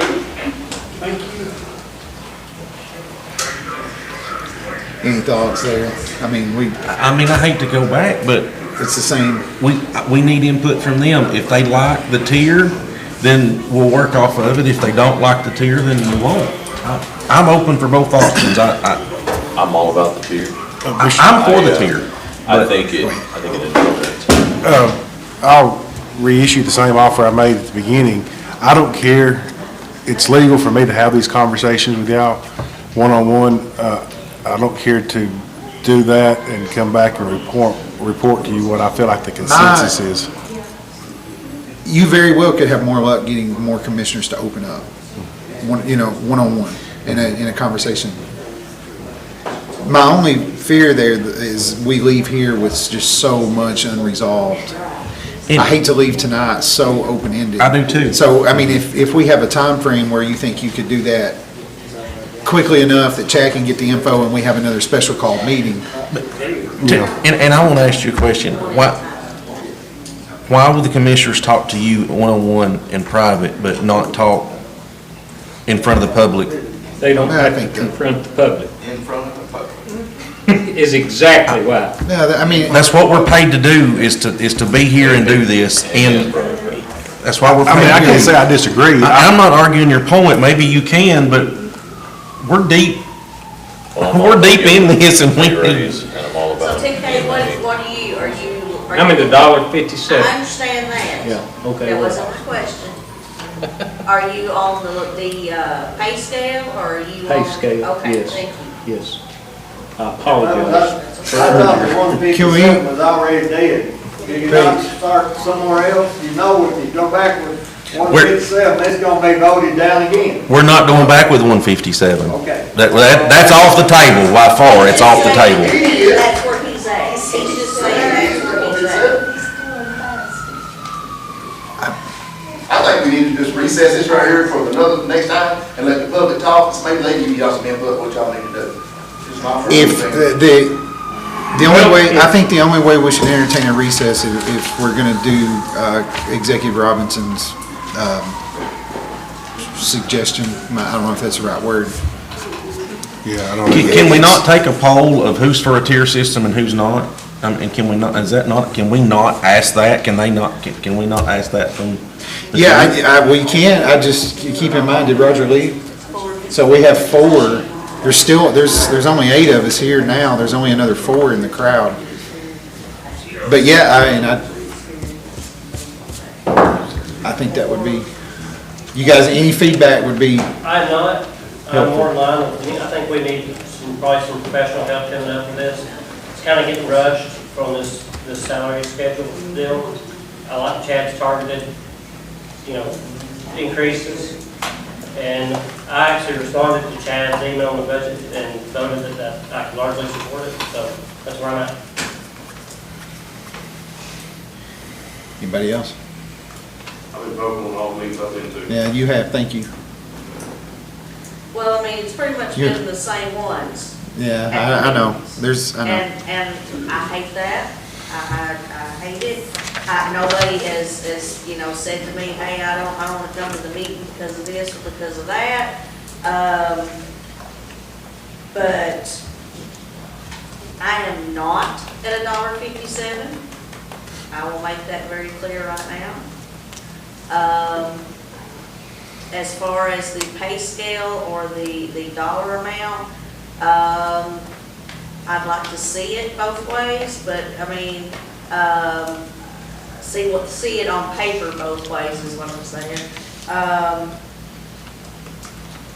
But I am for, it's like, Chad's, what he brought out, it kind of seemed to combine a little bit for everybody in his budget. And it seemed more balanced and more fair, with a certain percent across the board, except for in a few categories, it did go a little higher. But I mean, I agreed with, I would be more leaning towards something like Chad did than the others. I mean, keep in mind, I mean, a motion in a second, and we could send this exact proposal to full court. I'm not. We could use this as a baseline and then let the executive. Myself, I'm most definitely willing to use the $1.42 as a baseline. There's changes I think that need to be made in that, but I'm for that as a baseline to move forward. I'll do that.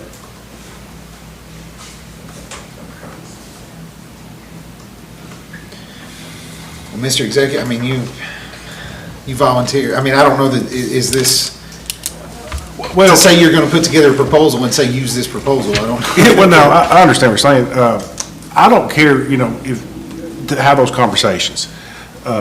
If y'all want to put some parameters around what those conversations are, my initial thought was the information that I had put together. But if y'all had rather go and me talk to people about what this I'm assuming we're all talking about the 142 proposal. Yes. If you want me to have those conversations about this proposal, I don't care to do that either.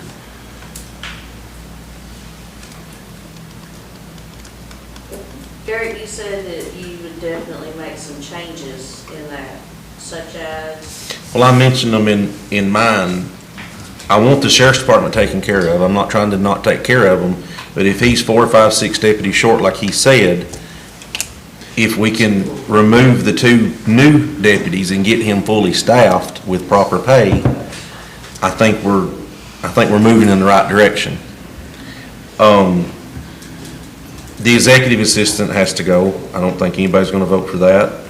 I think it needs to be removed, and I would like the full-time EMA director to be back on the table and the $50,000 for the fire department to be back on the table. Those are just a couple of thoughts. I would like some input from Mike Kerr on the, his. Clerical assistant? Well, his clerical assistant was out, but we have him assistant director in there. Yes. I think everybody is for full-time for a new crew. I don't know if he can manage without a director and a new crew. I would like input from him on that. That's very quick. Yes. I think that could be considered as a possibility of removal too. I mean, we're somewhere to $1.40 to $1.40 is where that's looking, in my opinion, with those changes.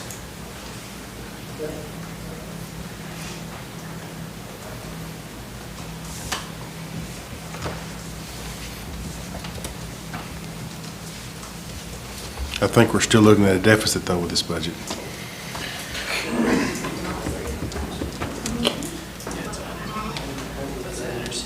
$160.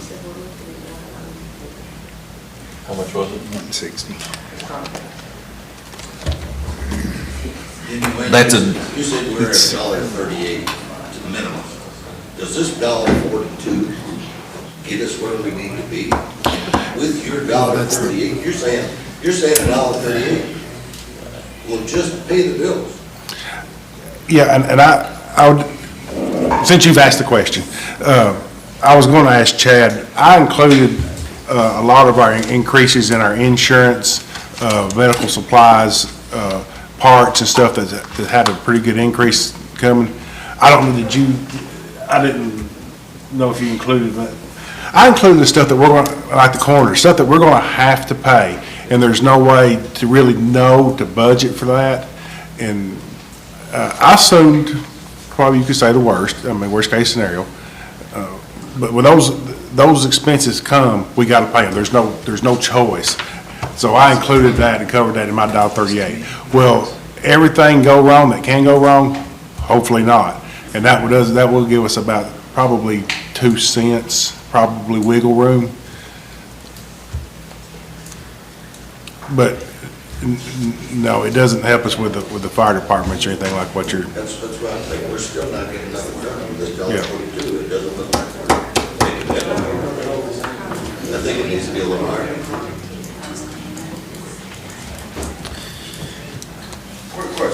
Hold on just a second, sir. Sorry.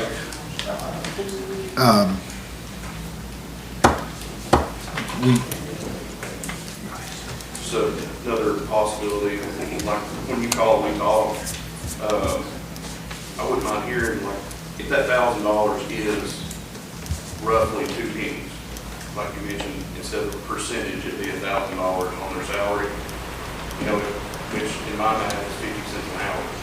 You know, if the 8%, which is roughly $800,000, we could turn that into a $2 across the board raise where it's even for everybody. I'm willing to talk about that example with you or Chad on how close that math is on my side, just to see.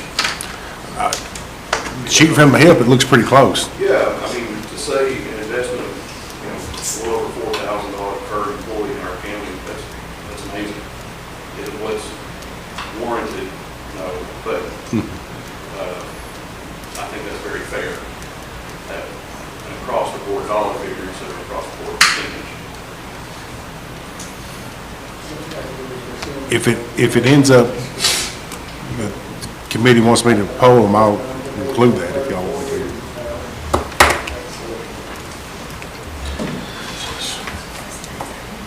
Recess with the executive proposal?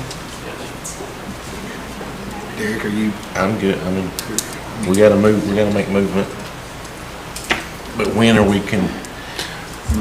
when can we meet again is the question. And also, I know I've asked, but I just want to clarify. You want me to go off this 142 range? I think feedback from the 14 with this as the starting point of the feedback, Okay. I think is a good place to start. I mean, Monday the 30th would be this, unless this Friday was an option. I'm out of town this Friday.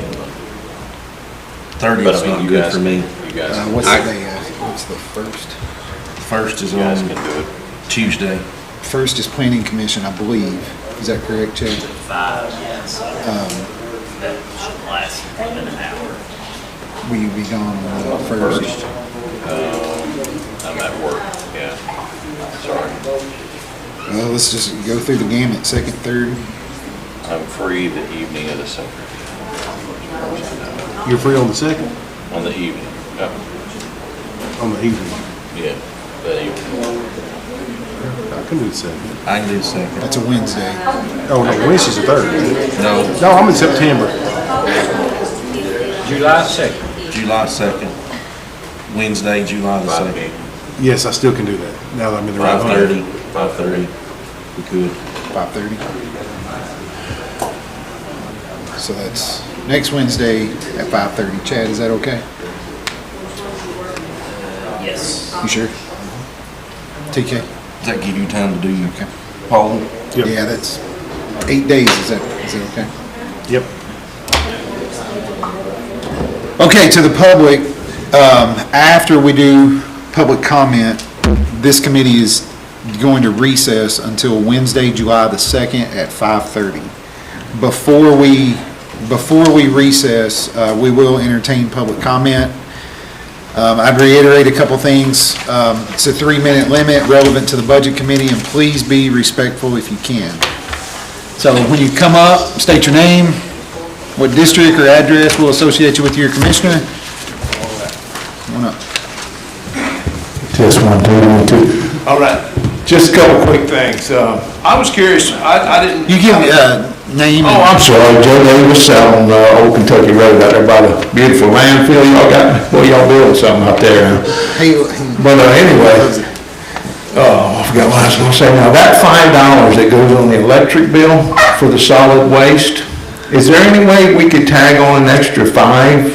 No. No, okay, fair enough. We approached that a couple of years ago out of the solid waste committee, Right. and Candy Fork Electric is the one that collects that. Okay, all right. They said they were gonna hang us. All right, good deal. Like I said, I was just curious about it, if we could do, I want to get these fine folks some money. Like I say, I worked for government for a long time, and I know how hard it is, I know what you guys are up against, and I know one thing, guys, when you throw money at these wages, man, you talk about, you got a plethora of problems here. And when I think you was talking about maybe 1 to 4 years, we'll give them 50 cents, 5 to 7, we'll give them $1. Well, all that does is create compression, okay? And then down the road, 10 years down the road, everybody's making the same thing. And now you got somebody, he's mad, because I've been here 15 years, and the guy that just coming off the street can't stick his finger in the ear with both hands. He's making the same thing I am. No, he wouldn't be. Or close, what I'm saying. It catches up, what I'm just saying. You'd be surprised. I've been there, I've done it 35 years. We went through this thousands of times. It's an ongoing problem. I haven't heard the words pay for performance come out of this meeting at all. I mean, where I work at, you got an evaluation each year. Somebody said, well, that's against the law. No, it's not. We have a pay for performance. Each year you get a rating, and that's what your pay come off of. Okay, that guy's slacking out there with his hands in his pockets. He didn't get much as that guy was busting his butt over there. So that's another way to look at it. And I don't know these folks from Adams House yet, but I'm sure you got some good ones and you might have some not so good ones. Another thing is that we had a career ladder. I hear you guys talking about these tier things. We would have like an entry level 1, 2, 3. And we had a career ladder as you gain knowledge where you could move up. You didn't have to wait for somebody to die or retire. You could move up a little bit, you know what I'm saying? And that helped these people.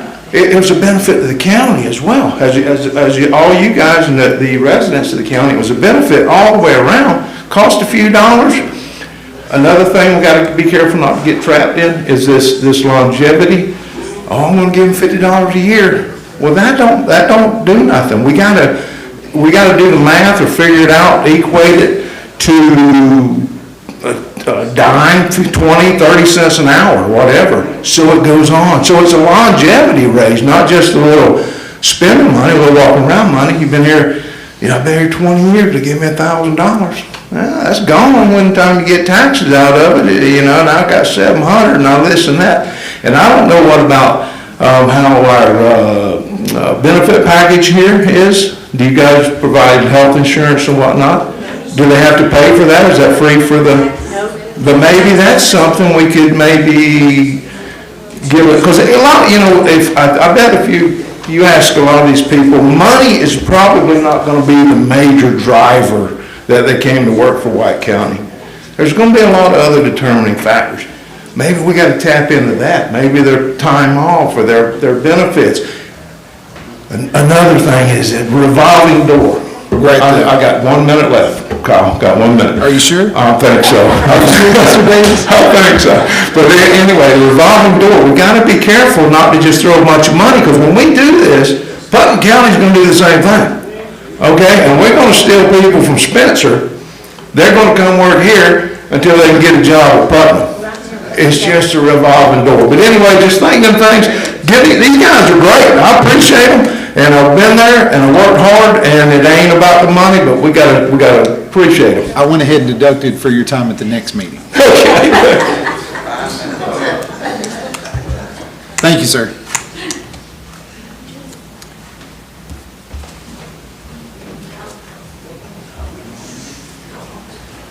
I didn't think we'd get off that easy.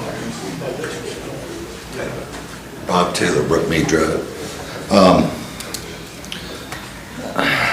Like I said, and most of the ones I've attended without watching online, is I really think we need to take care of EMS and police.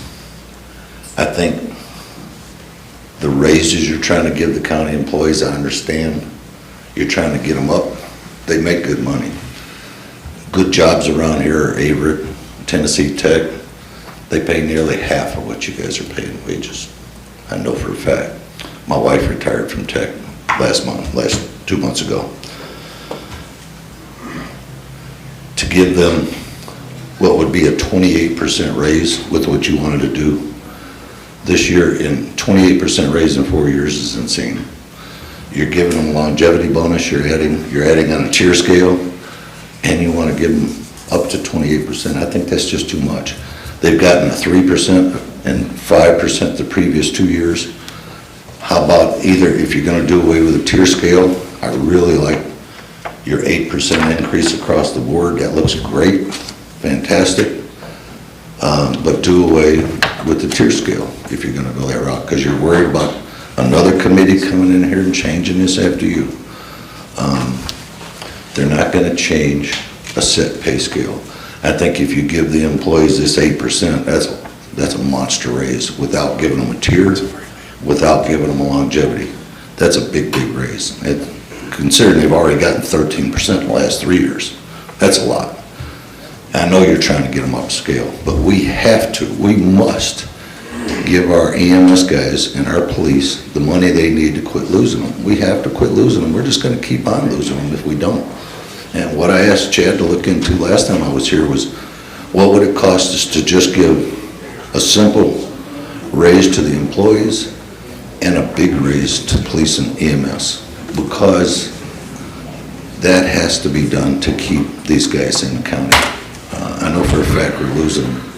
BK, I know you want to give everybody a big raise. That's great, but they've been getting pretty big raises. They've gotten behind because, as you said, this can's been kicked around for 20 years. It's been kicked down the road. Now it's time to play catch up. I want to kick on that. I think it's totally insane that we don't get the tax money. The girl that spoke at the last meeting that said, it's insane that we don't get half of the city's tax money because we can't make it 975 in the county. I tell you what you did. You came along and put it on a ballot, and you didn't explain to nobody in the paper, nowhere, nothing. He did explain it too. You did, it was nowhere. I read everything, I never read nothing. So can I ask, how can 14 of us talk to 30,000 people? Right. The news. News? What news? Go to news radio stations, go to your paper, make sure this stuff gets out. You have to tell people, look, if we get this up to 975, we're gonna get, I think it was $2.2 million more a year for our budget. That's a lot of money. You gotta fix that. When you're gonna just slap it on the ballot, I'm speaking, please. When you just slap it on the ballot, don't explain it. You say, you wanna raise your taxes? Everybody will say no. You have to explain it. Mr. Taylor, we're past the 3-minute mark. Thank you. Thank you, sir. And thank you for what you're doing. Yep, It thank is you. much appreciated. It's a thankless job. Thank you. Thank I you, hope, I hope you guys come to some good conclusions. I'd like to make a quick comment. Come I on know up. exactly that they sat right Connie. in here for an hour and a Come on. half. Not even there yet. Come- An hour and a half trying to explain it to some woman. She left here, still didn't know what she's talking about. If you shop at Walmart, you're paying the damn thing. But like the lady. We'll move on to the next, if Ms. Templeton, if you want to come on up. Come on up, come on up. Come on up. Go ahead, ma'am. I've been there. Hi, Crystal Templeton, Webbs Camp Road, Walling. You guys have a really hard job, and I do want to say thank you for everything that you're doing. Everybody has to shore up their budget when prices go high. We all have to do our home budget that way, right? There's no reason why the county shouldn't have to do that too. There are a lot of areas in our budget that could be shored up a little bit. We've got a lot of people that are taking home cars. That's a benefit. So if you have the benefit of not paying for your gas to come back and forth to work, then maybe your pay should be a little lower. I've spoken to the finance director about this longevity thing. I understand Putnam and the state are using $100 for their longevity per year. We're not competing with the state and Putnam County. We don't bring in that kind of money, and we're never going to bring in that kind of money. Murfreesboro City does 60. Someone else said that another county did less than that. Rutherford County, which is 300,000 people, does 25 a year. So if you take that and lower the 100 to 60 and 30, then you can still put that extra money back into their steps. I believe that we need to focus on our essential services. I agree, everybody in the county needs some sort of increase, but our essential services is where we are losing people, and that is where we have to have people. I don't know about the EMS, I'm gonna assume, which we all know what that does, but when you take out new deputies, You're already working the deputies that you have. They already they can't answer their phone on their days off because they haven't had a day off. They're not getting their vacation. They're worn out. I bet they are too, because they're probably shorthanded as well. We have to focus on our essential services. I'm sorry, but there are some other things. I can go without calling a stray dog in. I want them to show up if I need them. Period. The other thing is, you can look everything from office supplies to vehicles. Question for Mr. Markham. Did I hear you earlier when you said that the 2 pennies for the Parks and Recs director would still stay in the Parks and Recs budget? That can't be moved around anywhere? Is that? So it's not for the Parks and Rec director. There's two cents set aside by resolution of the county commission in 1997. Okay. That 2 pennies of the tax levy goes to Parks and Recreation. Is that where their pay was going to come from, was out of that 2 pennies, or no? Yeah, I mean, that was part of that. So if there wasn't a grant that offset that, I mean, there was an application for a grant going through, but if that didn't go through, it would come out of that 2 pennies. And so if the Parks and Rec director isn't funded, those 2 pennies still stay within the Parks and Rec department. Okay. And then, do we have to use state bid, or can we do our own bids? We can do either or. Okay. So I know for a fact that if you do your own bids, it can be cheaper and more beneficial than your state bids. I don't think it's fair for 6 of you, 7 of you to have to put together a budget to send it out to 14 to vote on. You get your department heads, you put your personalities and your disagreements and your dislikes aside, and you have them shore up their budgets. I handed to one of the commissioners, the budget committee, before I came in, a state bid on a vehicle, apples for apples, is $17,000 less than what you guys were originally quoted. That's almost the cost of a new deputy. We can get 3 vehicles, it's going to be somewhere close between 45 and 60,000 savings to use. But we got to take personalities and disagreements out of it, because I think there was a disagreement between that particular dealership. You see what I'm saying? At this point, personal opinions don't matter. This is business.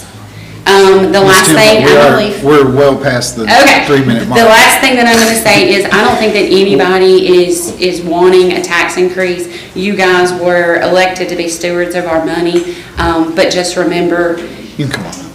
you can do this if you shore up in other areas. Thank you. Thank you.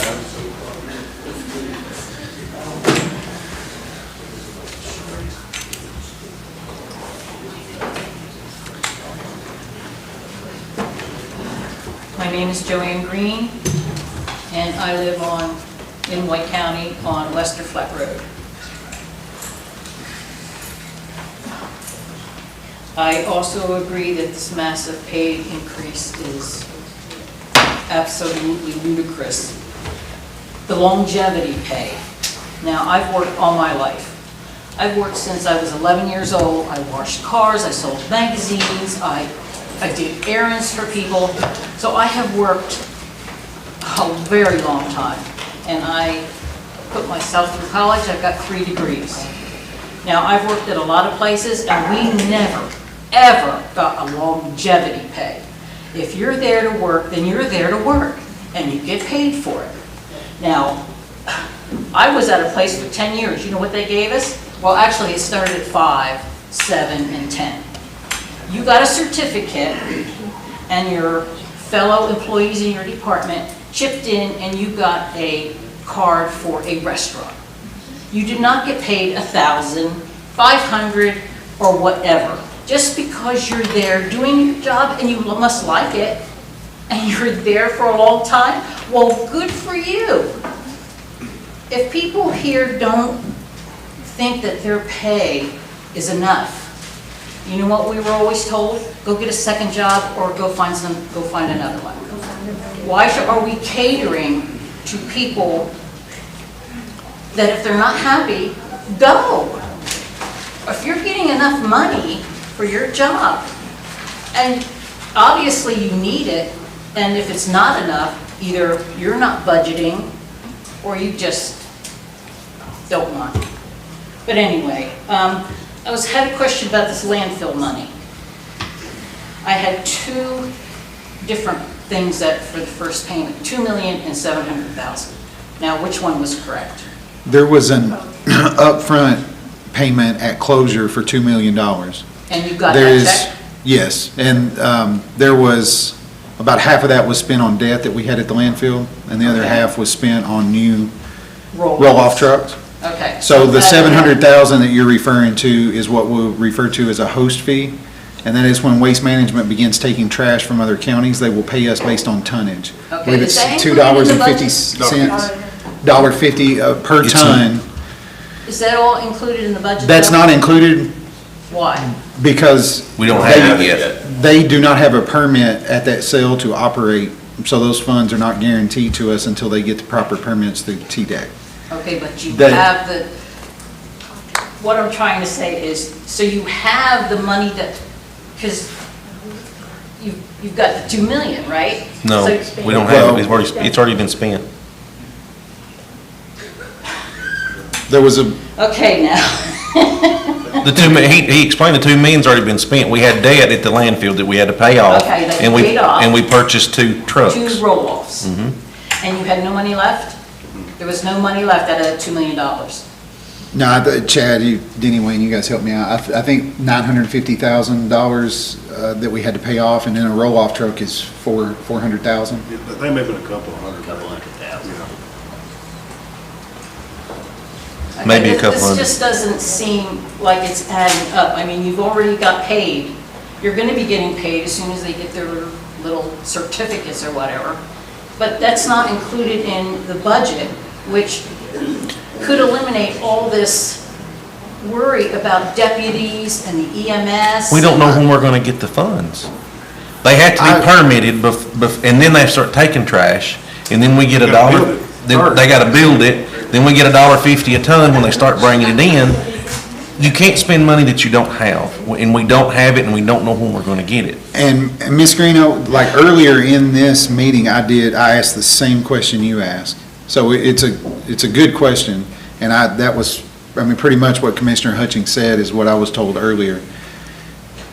If we move forward with budgeting for that, we wouldn't even know which month to include it in, if that makes sense. Yes, that makes sense. Now, also keep in mind, the tipping fees, I think a realistic dollar amount is maybe $700,000 maybe.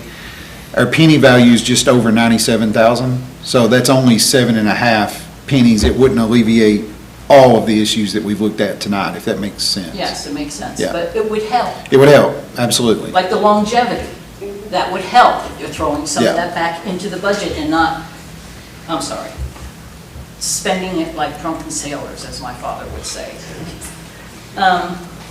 Okay, so that was that. And there was a mention by some of the people on your commissioners that some people should be in part-time positions and not full-time, that there's not enough work. Has that been looked into? The employees that have gotten permanent positions that should have gotten part-time? I'm assuming that's Parks and Rec and EMA, maybe? I'm Is not that- sure what you're talking about. It didn't say what department or anything, but just that 3 people were hired, that should have been hired as part-time. Oh, and I know I'm probably taking up too, but as far as the wasteful spending, those 2 huge stone Sparta at one end of That's the city. county. City. Nothing to do with us. And, Was that ma'am, money, were they That was- donated? that was through, You need to go ask Jerry Lowry where's You the money can- come from for that. So it didn't come out of our budget? Not the county.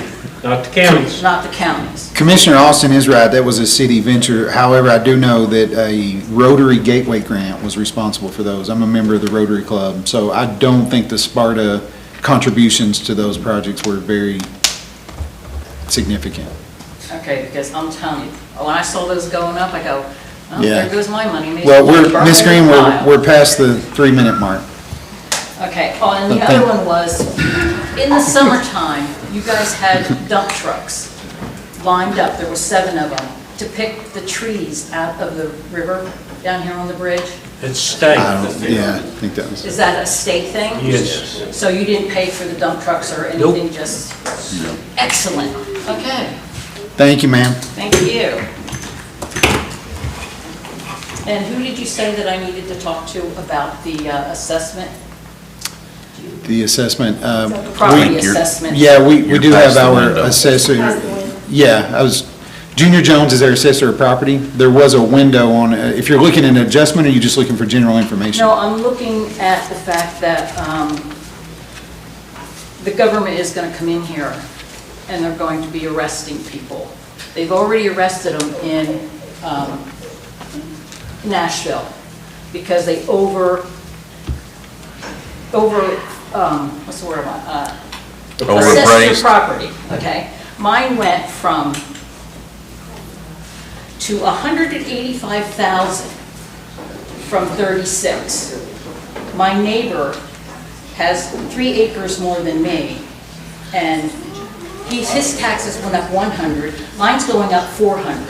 I'm on fixed income, Social Security, and I just wanted to know who I needed to go see. I think our assessor of property, Mr. Junior Jones, would probably be your best. He was no help, he's part of the problem. There's a committee, what's? The Board of Equalization. Yeah. But They've already closed? think they've adjourned, yeah. So you're telling me that this problem that we have, actually, if anybody wants any information, it's already gone to President Trump and Elon Musk, and the home appraisers have been caught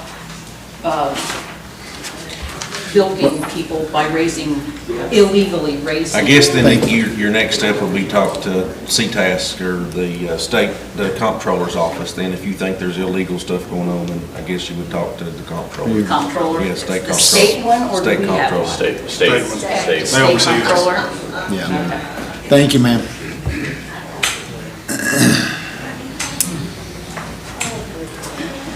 All right, I'll sit there as long as I'm gonna sit there. My name's Connie Davis. I am more than 1% of this county. I'm trying to represent the 28,000 of this county, the 28% property owners of this county that pays property taxes, and I think we all are fed up with it. I know for a fact that these people probably want a raise, but I also know for a fact, I'm like this lady right here, I've worked my whole life. If we got a 2 or 3%, we was happy. If you can't afford to live in White County and make what you make in White County, Putnam County's hard right now, headaches. That's the best thing I can tell you to do. We have got to take care of the property owners of this county that's funding this county. We gotta make sure they got an ambulance to come get them if something happens to them too. But also too, are we a taxi service? We shouldn't be taking our ambulances and using them as taxi services. They are supposed to be for emergencies only, just like the 911. Also too, we have got to find ways in every one of these departments to cut. We've got people that's working 30-something hours and getting benefits for 40. That's wrong. You don't work 40 hours, you shouldn't get no benefits. And I know this for a fact because I've seen the pay. I work 37 and a half. I want my benefits for 40. Yep, we've got them right here in county because I've got the paperwork. So we're paying their insurance. We pay 90-something% of their insurance, and they're bitching because they want 100%. Get real. That's all I got to say. Mr. Chairman, I'd like to make a comment, and that 28% number has been thrown around a lot lately, but you can look online, there's multiple sources. According to the U.S. Census Bureau, 77.7% of the homes in White County are owner-occupied, which would lead me to believe that 77.7% of the citizens of White County own their property and are property taxpayers. And I'd also like to point out that the 30 hours per week is a federal law according to the Affordable Care Act. 30 hours is considered a full-time position. 30 hours you have to offer health insurance to for employees according to the federal law. Well, I will tell you, you said 70-something%, according to Junior John's thing, but 28%. And that may be the fact. I'm just looking at, I've got data here that I'd be happy to provide you a link to there. Can you offer the insurance on the tier instead of paying 100% or the 97% after the 30 hours? We can't make a difference for between 30 and 40-hour employees on what we pay. We'll hear from one more audience member if anybody would like to address the committee. None? Gentlemen, I entertain a motion to recess until July 2nd at 5:30. 2nd at 5:30. Second. All in favor say aye. Aye. Stand recessed.